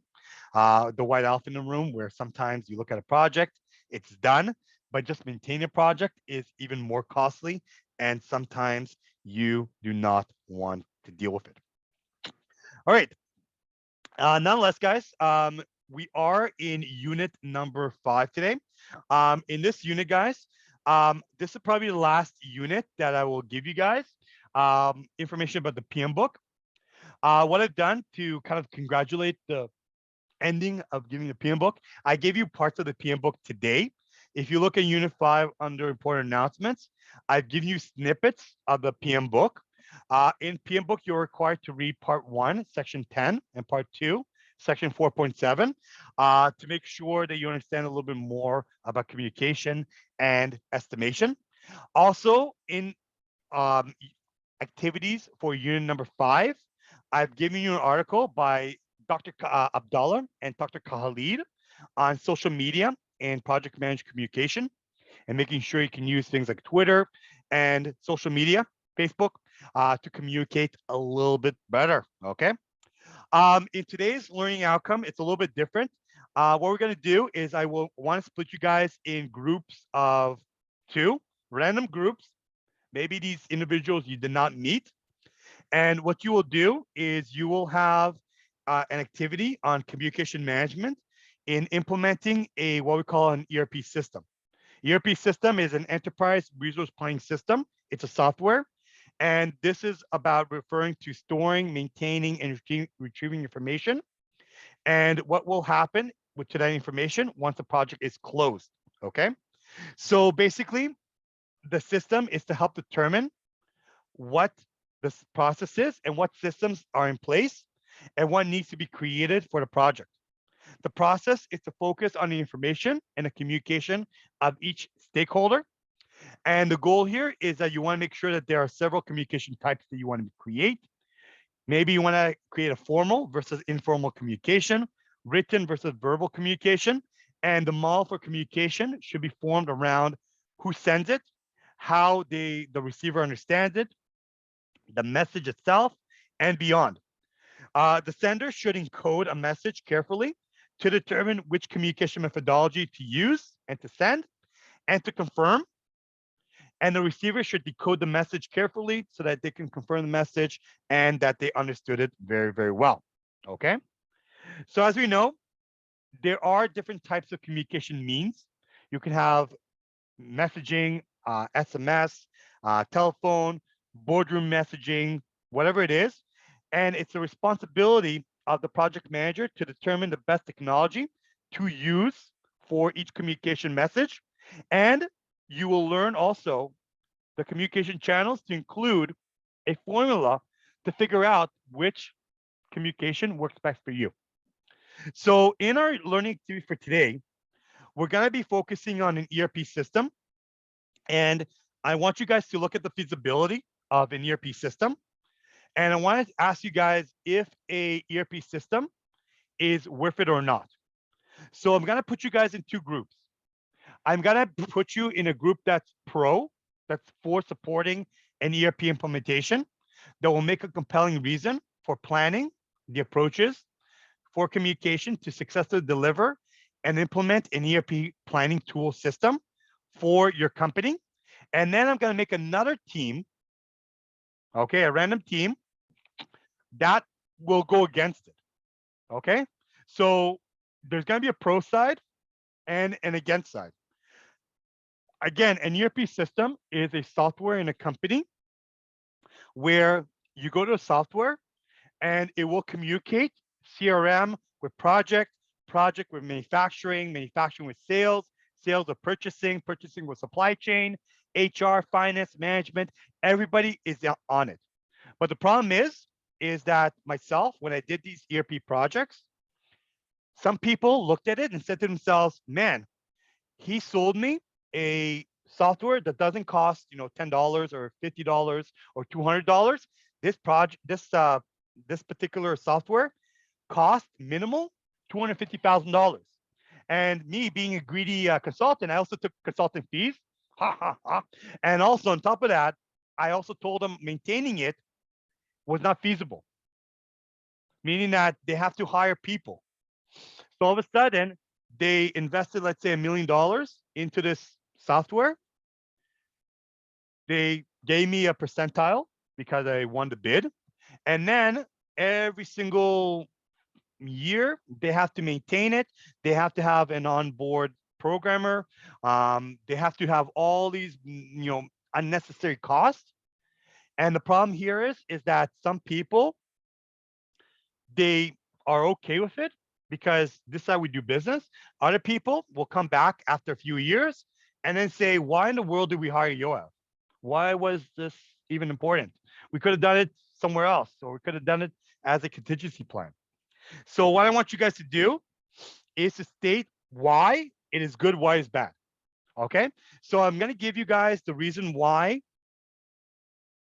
ERP is good and ERP is bad.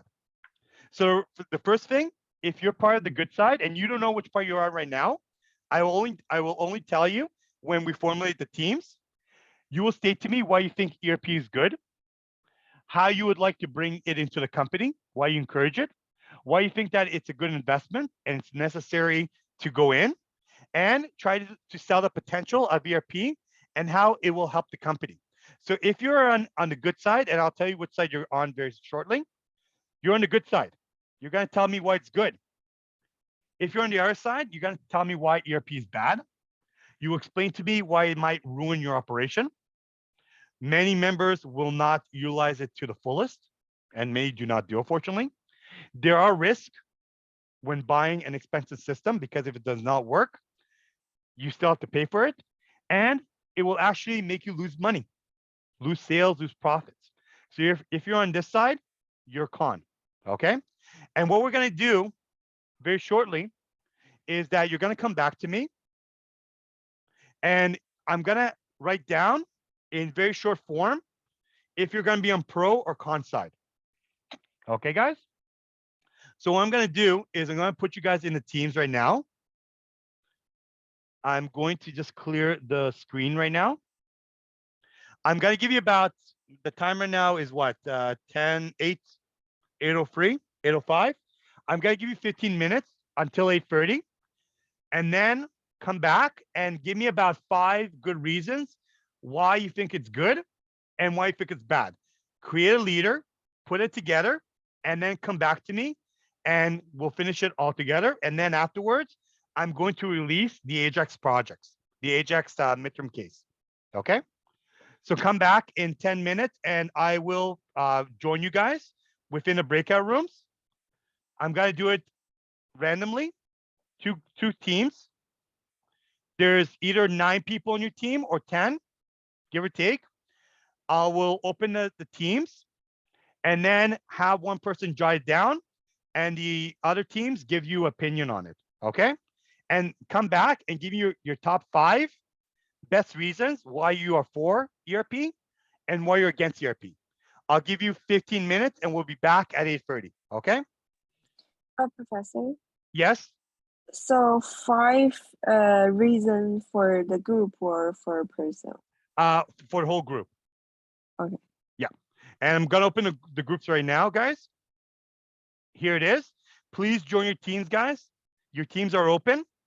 Meet some new members. Get to know them. And I'm going to go in and I will introduce myself and I will tell you exactly which team you're in. Please join it. Rajput, Kanyan, Genera, please join.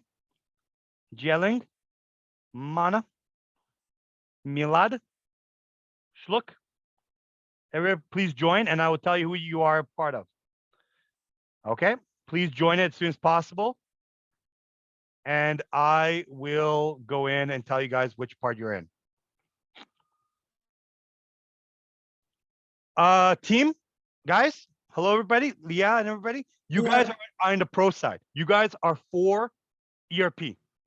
You guys have to tell me why ERP is the best. ERP is awesome, guys. Don't listen to the other guys, the other team. The other team is just da. You guys are the best. You guys tell them exactly that ERP is the wave of the future. Every company uses it. It integrates your customers and your vendors, puts harmony in it, and it makes sense to put it all in one. Okay. So please make sure to let them know exactly that ERP is the wave of the future. Okay. So are we gonna debate or not? You're not going to debate. You're just going to tell me your side, and then you will try to defend it. Okay. Just tell me the top 5 sides and have somebody write it in. Sure. Yeah. All right, good luck. Okay, next team. You guys, Hello. hello everybody. You guys are the con team. You are against ERP. ERP is terrible, guys. Okay, I was kicked. Yes. I was kicked out of companies. Companies hate ERP. It costs them money. You have to hire so many Yes. people, and then guess what, guys? In Mhm. 5 to 10 years, you have Yeah. to buy a new ERP. So you have to call me again, and we have to do the whole thing all over again. ERP is a mess. Tell them why ERP is the worst thing in the world. Come back to 5 things, and then we will take it up together. Okay, All right? You got it? thanks. Okay, good luck, guys. So put it in. Give me 5 top reasons, and we'll go in together at 8:30. We'll come together and Okay. then write it down. All right. We don't have to Okay. hand anything in, right? No, I'll just type it in for you guys. You'll type it. All Okay, right. Okay. thanks. Thank you. Good luck. All the best. Thank Thank you, you. Professor. Good luck. All right. So I'm Okay, gonna guys. Let's do it. do it. Leave breakout room. All right. Shluk, Adit, Tian, your team's looking for you. Yeah. What? Okay, Tian, one second. I'm gonna put you in the team. You are in team 2. Please join them. Okay. Okay. No problem. Thank you. And Adit, they're looking for you. Tian, you're Dan. Please join. Shluk, it's for your marks. Yuan, please join them as soon as possible. They're looking for you. Thank you.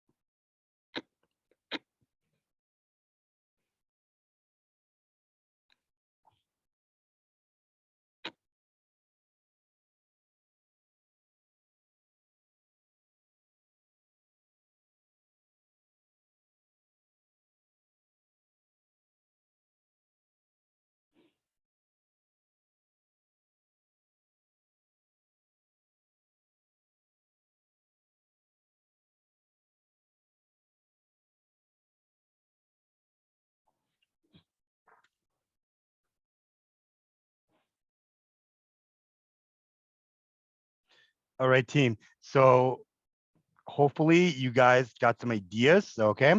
We'll hopefully start in a couple of minutes. I'm gonna bring everybody back and then we will restart. All right, everybody. I hope that you guys are creating some ideas. Come back with 5 good ideas, and we're gonna start it momentarily. Bring you guys together, and then we will restart momentarily. Thank you.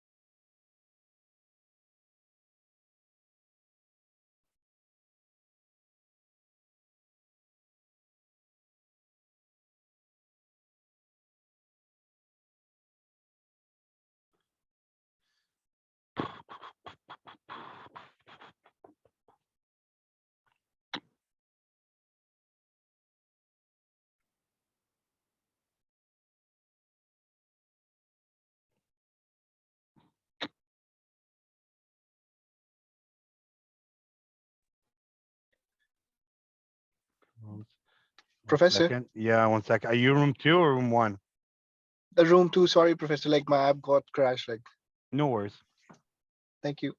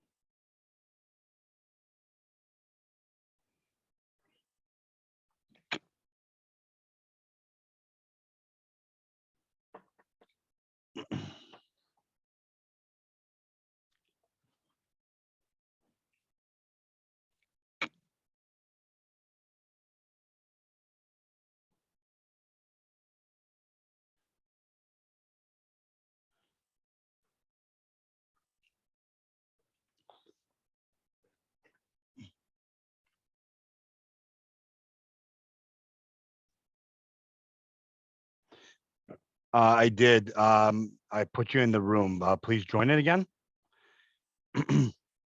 Should look. All right. We're gonna start again. Yes, sir. I put it in. 1 second. I'm just gonna put the student back. All right. Thank you.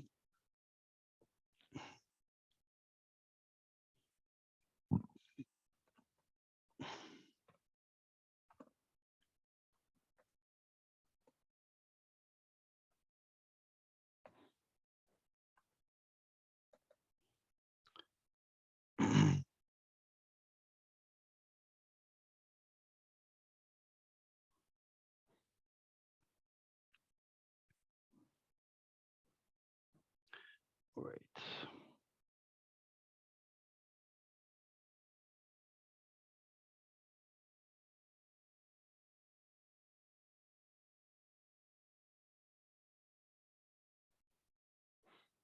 Okay, good. All right, welcome back. Coming in slowly, that's okay. We'll wait for the others to join.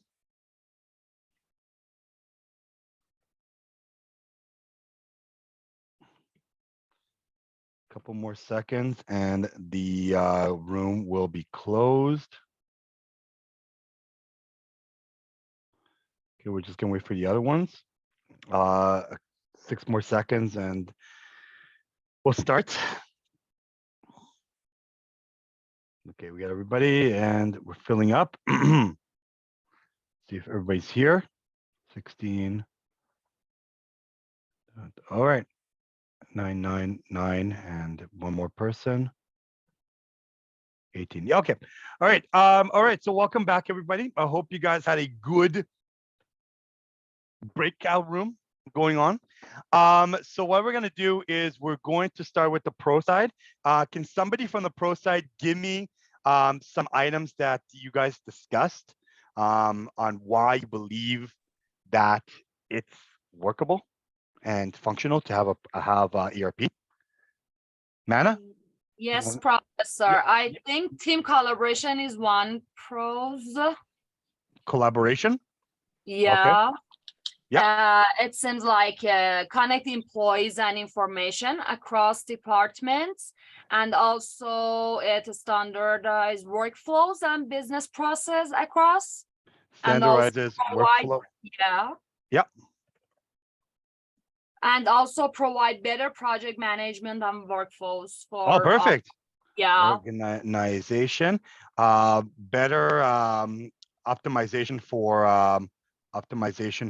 the Big project management. manager. Yeah, Yeah, absolutely. yeah. Okay. And Anything also else? for the pro side, we discussed the increasing productivity Yep. Productivity. and better decision making. Okay. Better decision making. Okay, no problem. Okay, so you got 5, 6 items. Okay, perfect.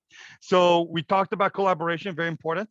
Connecting the employees and information across departments so that we don't have mistakes. Standardizing workflows so that you don't make different mistakes. You optimize project managers so it can be directed to what our topic is. Increasing productivity and better decision making. Awesome. So you have a lot here, but however, we may have the con side, and the con side will be, well, we have some news for you guys.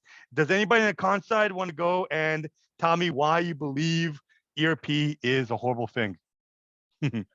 Yes, thank you Yes. very much, everyone. We have few reasons why we believe that ERP is just a white elephant. Number one, the first reason is cost, stroll, affordability. If you can help us to type it, cost, stroll, affordability. Okay. Cost pro affordability? Cost, then slash affordability. Yeah. Okay. It's cost affordability. Yeah. So Okay. that's the first.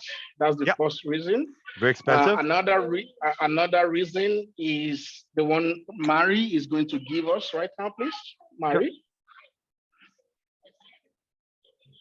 Manpower and employee resources. So instead of having people do the daily tasks of operating your business, you have to use them to train them and blah, blah, blah. So it's taking away from your own business. Yep. Oh, agree. sorry, I don't know. We have to talk about it. So about the cost affordability, it means that if you look at the price of ARP, many medium-sized company or small-sized company will never even dream of acquiring one because the cost ranges from like 100,000 to up to like, I don't know, like 5 million for like companies like Amazon, which Exactly. their ERP is out of this world, Yeah. like Walmart ERP cost them about 4 point something million per year Per just year. to upgrade. So Yeah. that is something. And when you look at the population of companies in the world, we have higher number of medium and small size company versus few, which is about 20% of big companies. So something that 80% of the companies of the world cannot afford. Sorry, we call it white elephants. We don't know. Absolutely. Go ahead. Yeah, Wait, perfect. Thank you. give me a second, sir. I guess I have to contradict with what his idea. No, but what we're asking for is just pick one leader from the con side Ah, to give okay. us their top 5 con side. Why you think Okay. it's not getting?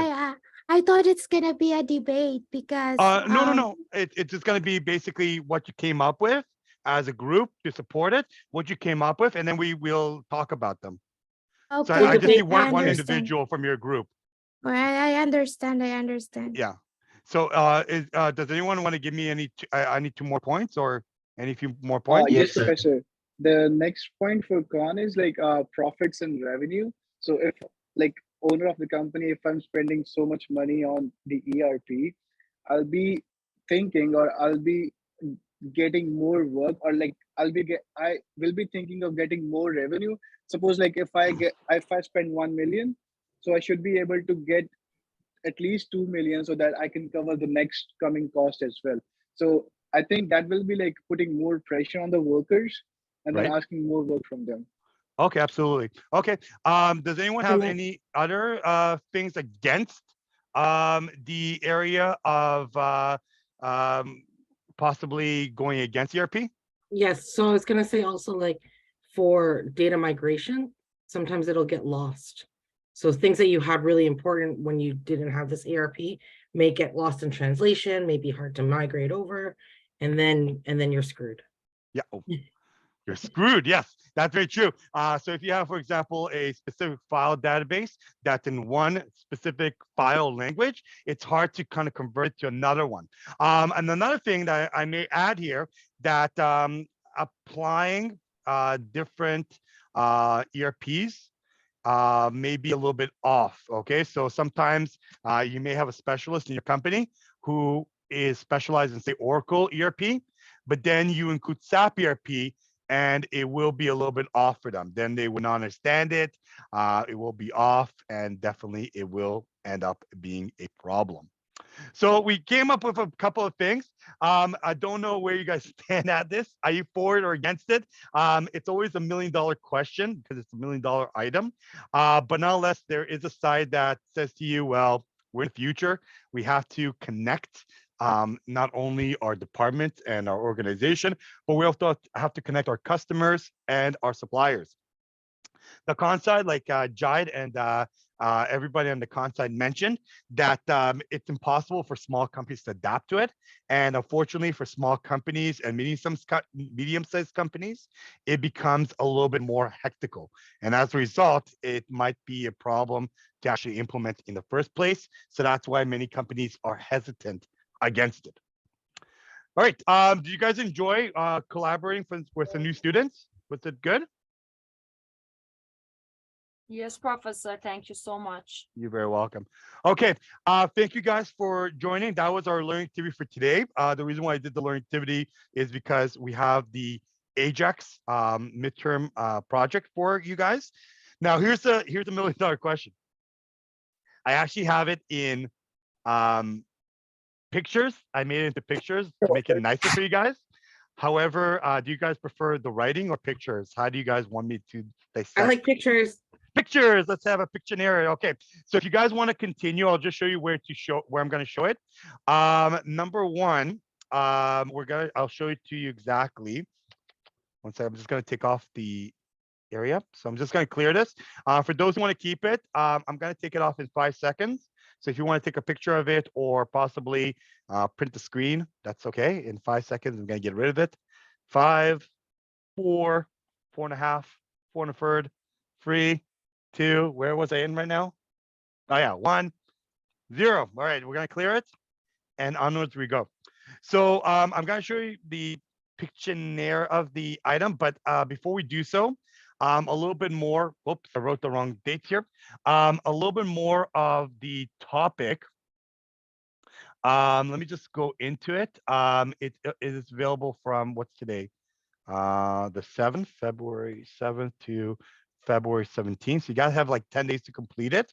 And what you will need to do is very simple. The Ajax project, if I'll show you it, it is available. Let me just go into where we are. The Ajax project is available under the course important announcements. So it's under here. Okay. So unit number 5, if you go into it, you'll show you the communication chapter and part number 1 and part number 2 of the PM book. And that's the final kind of conversation we'll have a PM book. Nonetheless, we also have the Ajax midterm case study, which is due under unit 5. So you go to unit 5, it's called the midterm paper. If you click on it, all the information is available on here. And even more so, you have the Ajax case study, which is available here. Okay. So when you go into it, guys, what you need to do is very simple.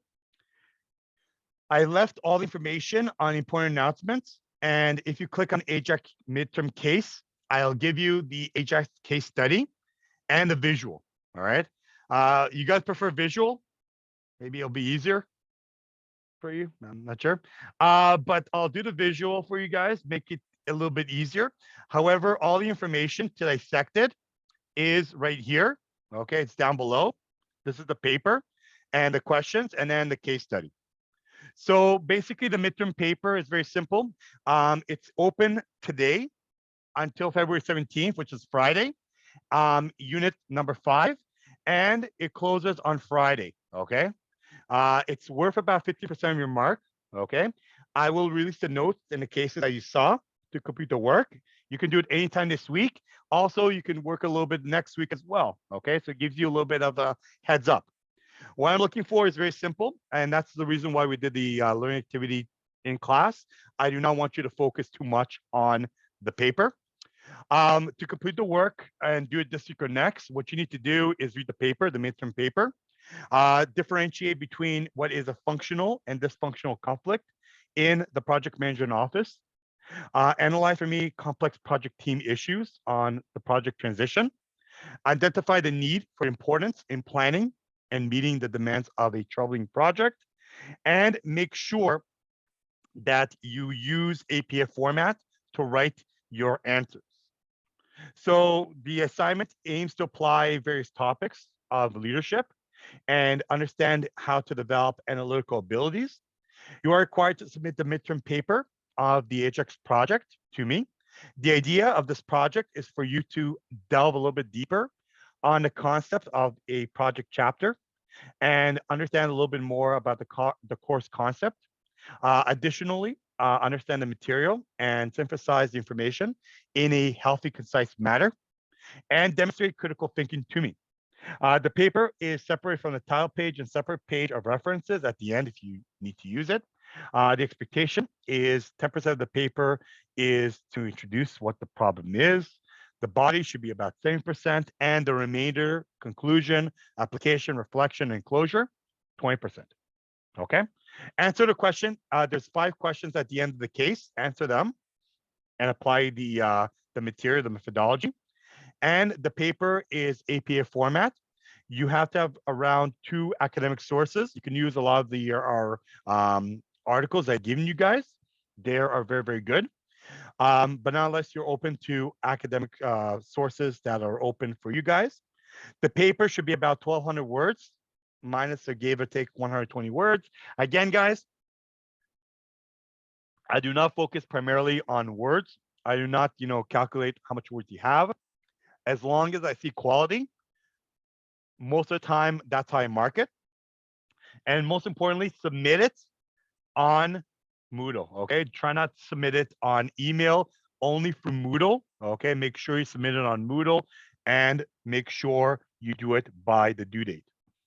Other than that, the breakdown of the case study, I'm gonna give you about 60 points for critical analysis.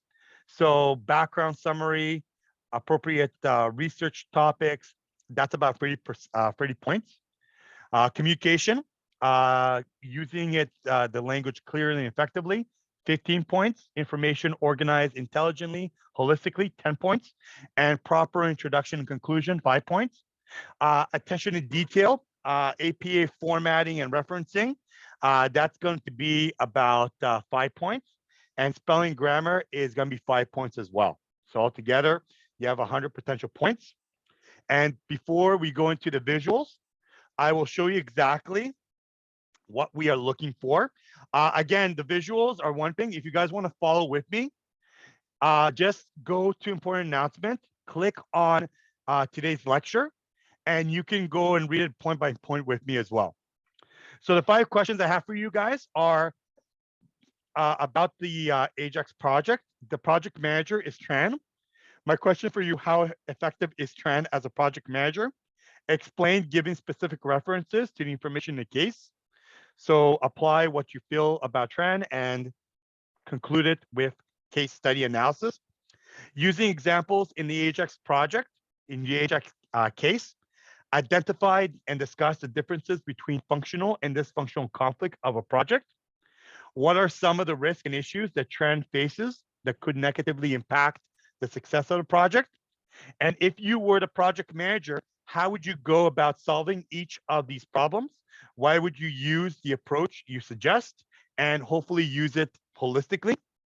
As well as why was it the appropriate way for Tran to hold formal team building sessions, communications on the session of the project, okay? So again, if you wanna go bit by bit on it, it's right here. But since you guys like visuals, I will give you the best visual you will ever see in your life. Yes, Jai, you had a question? Yes, I have a question too, quick. So Ajax is our midterm. We're not having any midterm. We don't have a midterm test. We only have a midterm case. Thank you. That's and for today. You said our learning activity is in class, the one we did, right? You did the learning activity with me right now with the pro and con. Thank That's you the only very thing we much, have. sir. And All right, yeah, thank you. yeah, I wanted to give you more time this week to work on the Ajax project. Yeah, it seems very 1,200. So yeah, it seems we will need a little bit more time. Thank you. No for problem. consideration. Anytime for you guys. Okay. So what I'm gonna do is I'm gonna open up the case. I'm gonna show you what the case is all about. I worked on it last night, so please bear with me here. But if you want to follow, by all means, it is available. Okay. So this is the Ajax project, guys, and I'm gonna be talking to you guys about it, and also breaking it apart to you guys so you guys will understand. Okay. So welcome to the Ajax project, and I'm going to talk to you guys what this is all about. So it starts off with Tren. So Tren was taking his dog Callie for an evening walk as the sun began to set over the coastal range. He looked forward to this day and the time of the day especially. It was an opportunity to enjoy some peace of quiet and tranquility. It was also a time to review what happened on the Ajax project and to plot his next move. Okay. So basically, it was the end of the day. He has a dog. He took a dog out for a walk. He was walking the dog a little bit, and now he was thinking to himself, what happened with Ajax project and what can I do? So a little bit about Tren. Tran is a family man. Tran and his family fled the nation of Cambodia when he was 4 years old because of civil war. He joined the U.S. Air Forces when he was 18 years old and used the education scholarship to provide money to attend Washington State University in Seattle.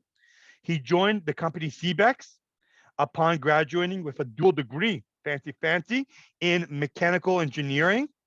And after working on a variety of projects for about a decade, 10 years, Tran decided he wanted to enter management. So he went to night school at the University of Washington, which is funny, it's across the city in Seattle, to earn a MBA. All right, so he received an MBA. So he has basically engineering degree, mechanical, electrical, and now he also has an MBA because he wants to be a manager. No problem. Chen became a project manager for one sole purpose: the money. He also thought he was good at it. So basically, he knows that he's good at project management, and the money is not too bad. He enjoyed working with people and making things right. This currently Ajax project was the fifth project, and up until now he was batting what they call 500, meaning that he was doing really well.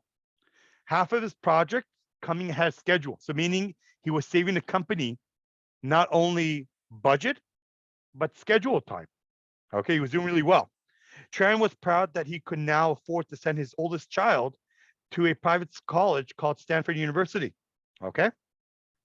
So Ajax is one of many defense projects that CBEX Corporation had under contract with the Department of Defense called DoD. Okay. DoD is Department of Defense in the United States Army or United States government. CBEX is a huge defense company with annual budgets that exceed $30 billion a year and has over 120,000 employees worldwide. CBEC's five major business areas are aeronautics, electronic systems, information and technology services, integrated systems and solutions, and space systems. Ajax is one of several new projects sponsored by the Integrated System and Solution Division aimed at Homeland Security business. And CBEX was confident at Trend that it could leverage its technical know-hows and expertise, as well as its political connections at Washington, to become a major deliverable and major player in the growing market. So Ajax was one of several projects directed at designing, developing, and installing a security system at important government installations across the nation. So Chen has two problems at Ajax when he was given the project. Number one, the first was the technical risk inherent in the project.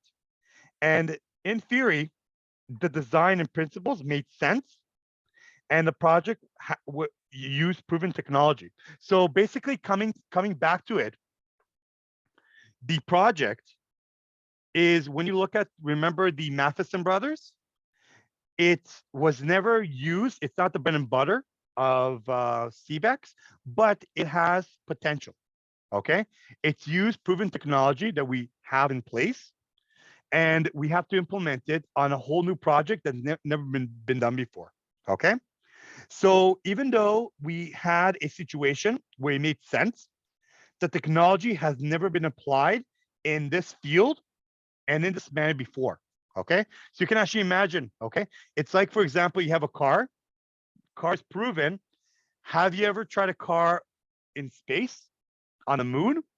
Not really. So we don't know what it's going to be like. Okay, it's rocky.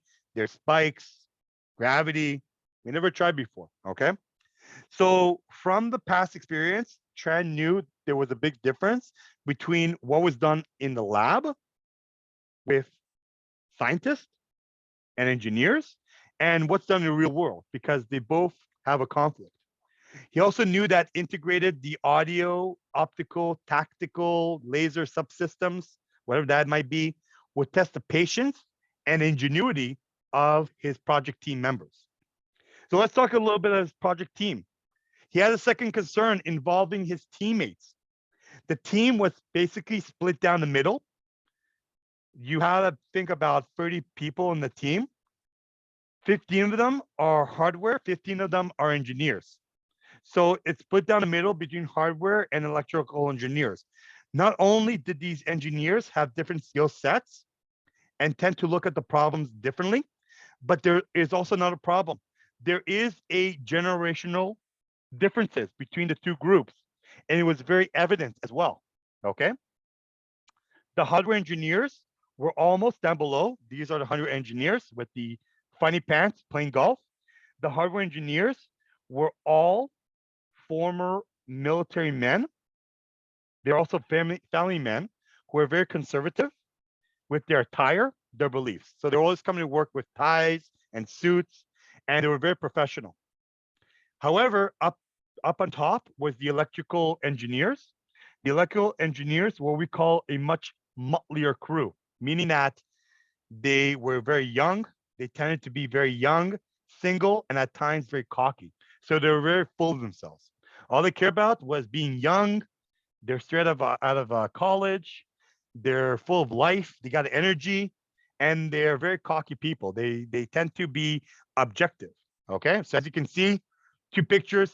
One of them is playing golf, being professional. Another is taking jello shots and not only partying but relaxing as well. Okay, so they tended to be young, very cocky, while the hardware engineers were talking about golf, Seattle Mariners baseball team raising their teenage kids and going to Palm Desert in California to play a round of golf. The software engineers always talked about smoking vapors, the latest concert at the George Amphitheater at Seattle, and going mountain biking at the weekends because they have so much money in Peru. Okay, so you can actually imagine taking a backpacking trip and going backpacking and biking in Peru. That's how young and fresh they are. To make matters worse, there has been tension with these two groups within CBEX, and it festered around one thing: salary. Okay, electrical engineers were at a premium, and the hardware engineers down below hated it. They resented the fact that new hirees' salary package, which were comparable to what they were earning 20 years of working at CBEX. So basically what it means is that 20 years ago, they hired the hardware engineers when they were young. They were getting paid like $50,000, $60,000 a year. And now they're getting paid maybe 150,000. Yet they're hiring straight out of the university these electrical engineers who literally are being paid the same. Can you imagine how unfair that is? Maybe, maybe not. But nonetheless, still the real money was not in the salary. Where's the real money here? It's actually in incentives, okay? The real money is to be made in incentive programs associated with the project performance. These were all contingent on meeting project milestones and a final completion date. And before the work was actually started on the project, Tran arranged a 2-day retreat and building a retreat lodge, meaning that he took all 30 members of his project team to go to the Olympic Peninsula, which is outside Seattle, Washington, for his entire team, as well as he invited key staff members from the government, politics, okay? He used this time to go over all the major objectives of the project team and unveil the project plan. An internal consultant was invited also to facilitate the team building activities that made light of cross-generation issues, okay? So they brought in a human resource team member and they said, listen, you guys have a problem here. And the problem is you have a generational problem. And this became a real problem. However, Tran felt that the team learned from each other. And a lot of times, Tran felt that there was a sense of camaraderie within the team, that the team actually wanted to succeed. The good feeling from the retreat carried over to the beginning of the project. The entire team bought into the mission because they never done before. They bought into the mission of the project and the project and the technical challenges it represented. Hardware and electrical engineers worked side by side to solve problems and build subsystems. And the project was built around a series of 5 tests, 5 major tests altogether. Each test being more rigorous and more verifying than the total system performance. Passing each test representing a key milestone for the project. And the team was excited about conducting the first alpha test, the first test, 1 week earlier. So they were on track and they were even ahead of schedule. That's good. only to be disappointed by a series of minor technical glitches that took 2 weeks to fix. So meaning that they were ahead, but then they went behind. The team worked extra hard to make up for lost time. Tran was actually proud of the team, how hard members worked together. And then they started doing Alpha 2 test. Alpha 2 was conducted on schedule, but once again, the team and the system failed to perform.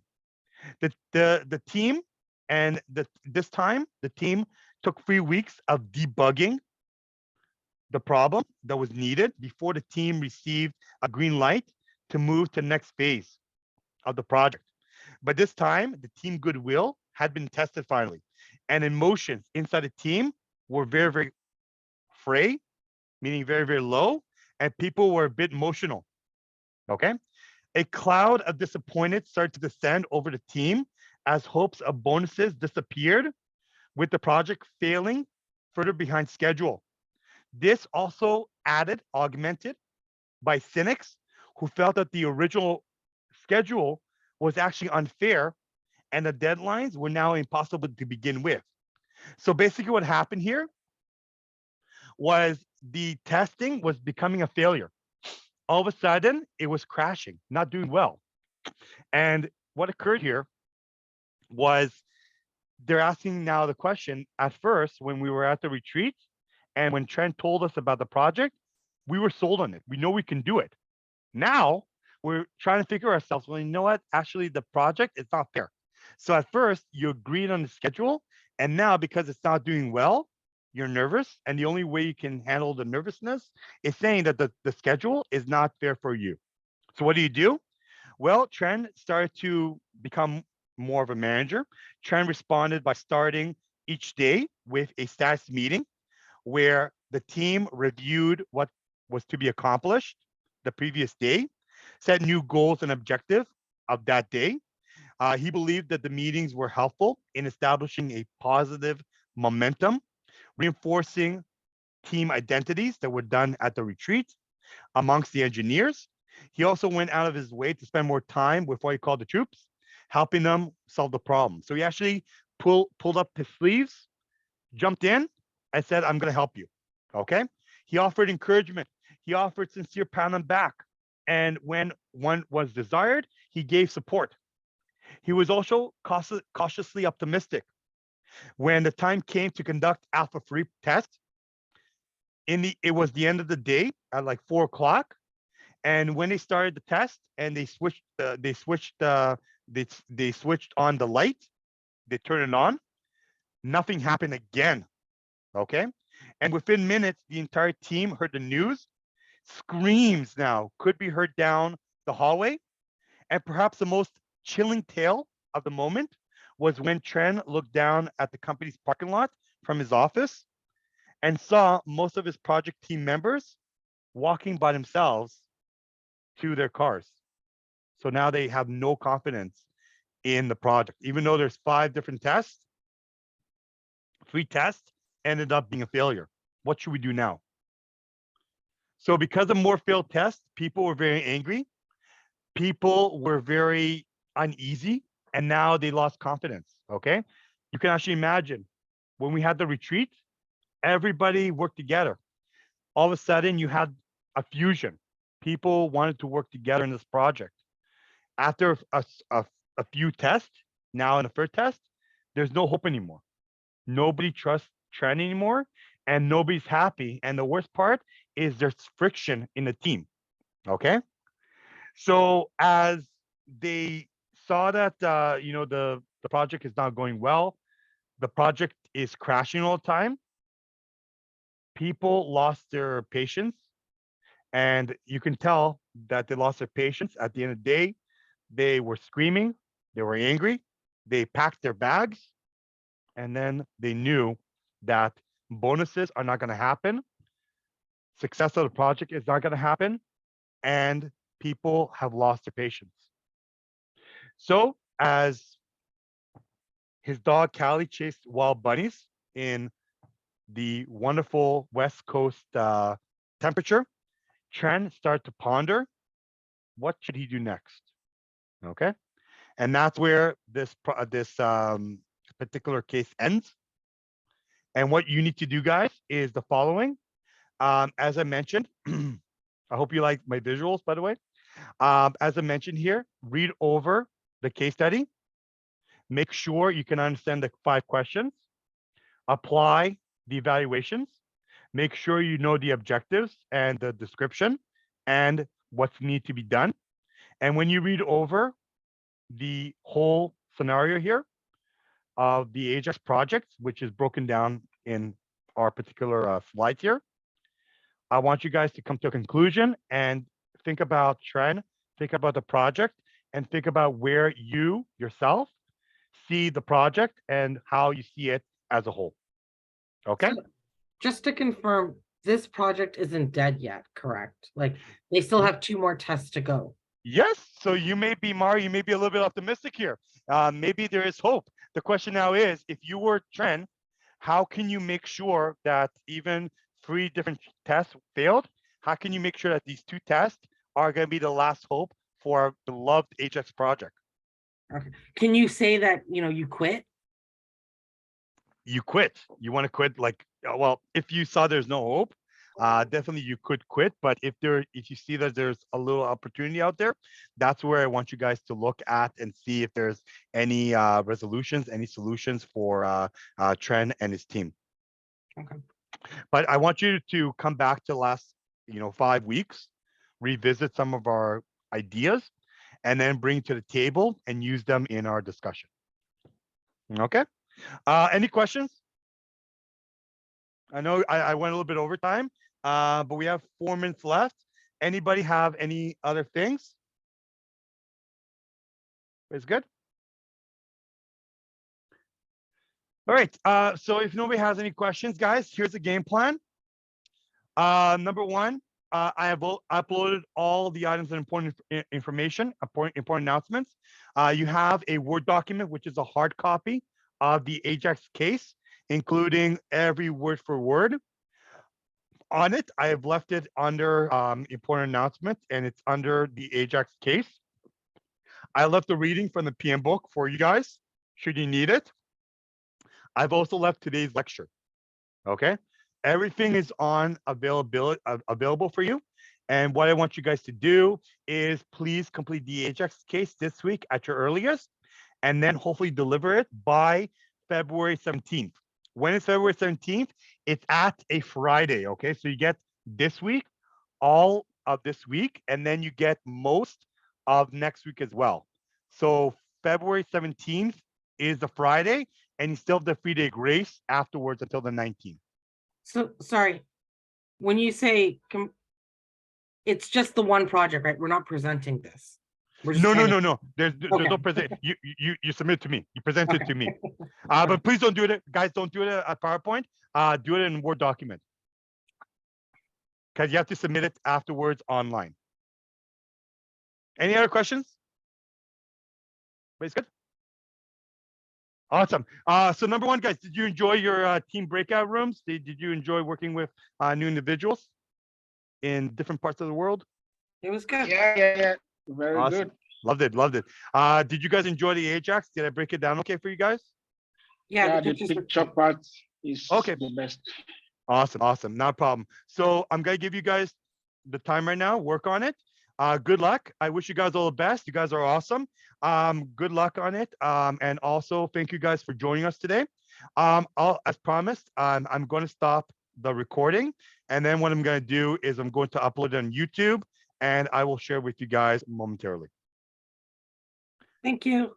You're welcome. Have a good one, guys. Stay safe, stay warm.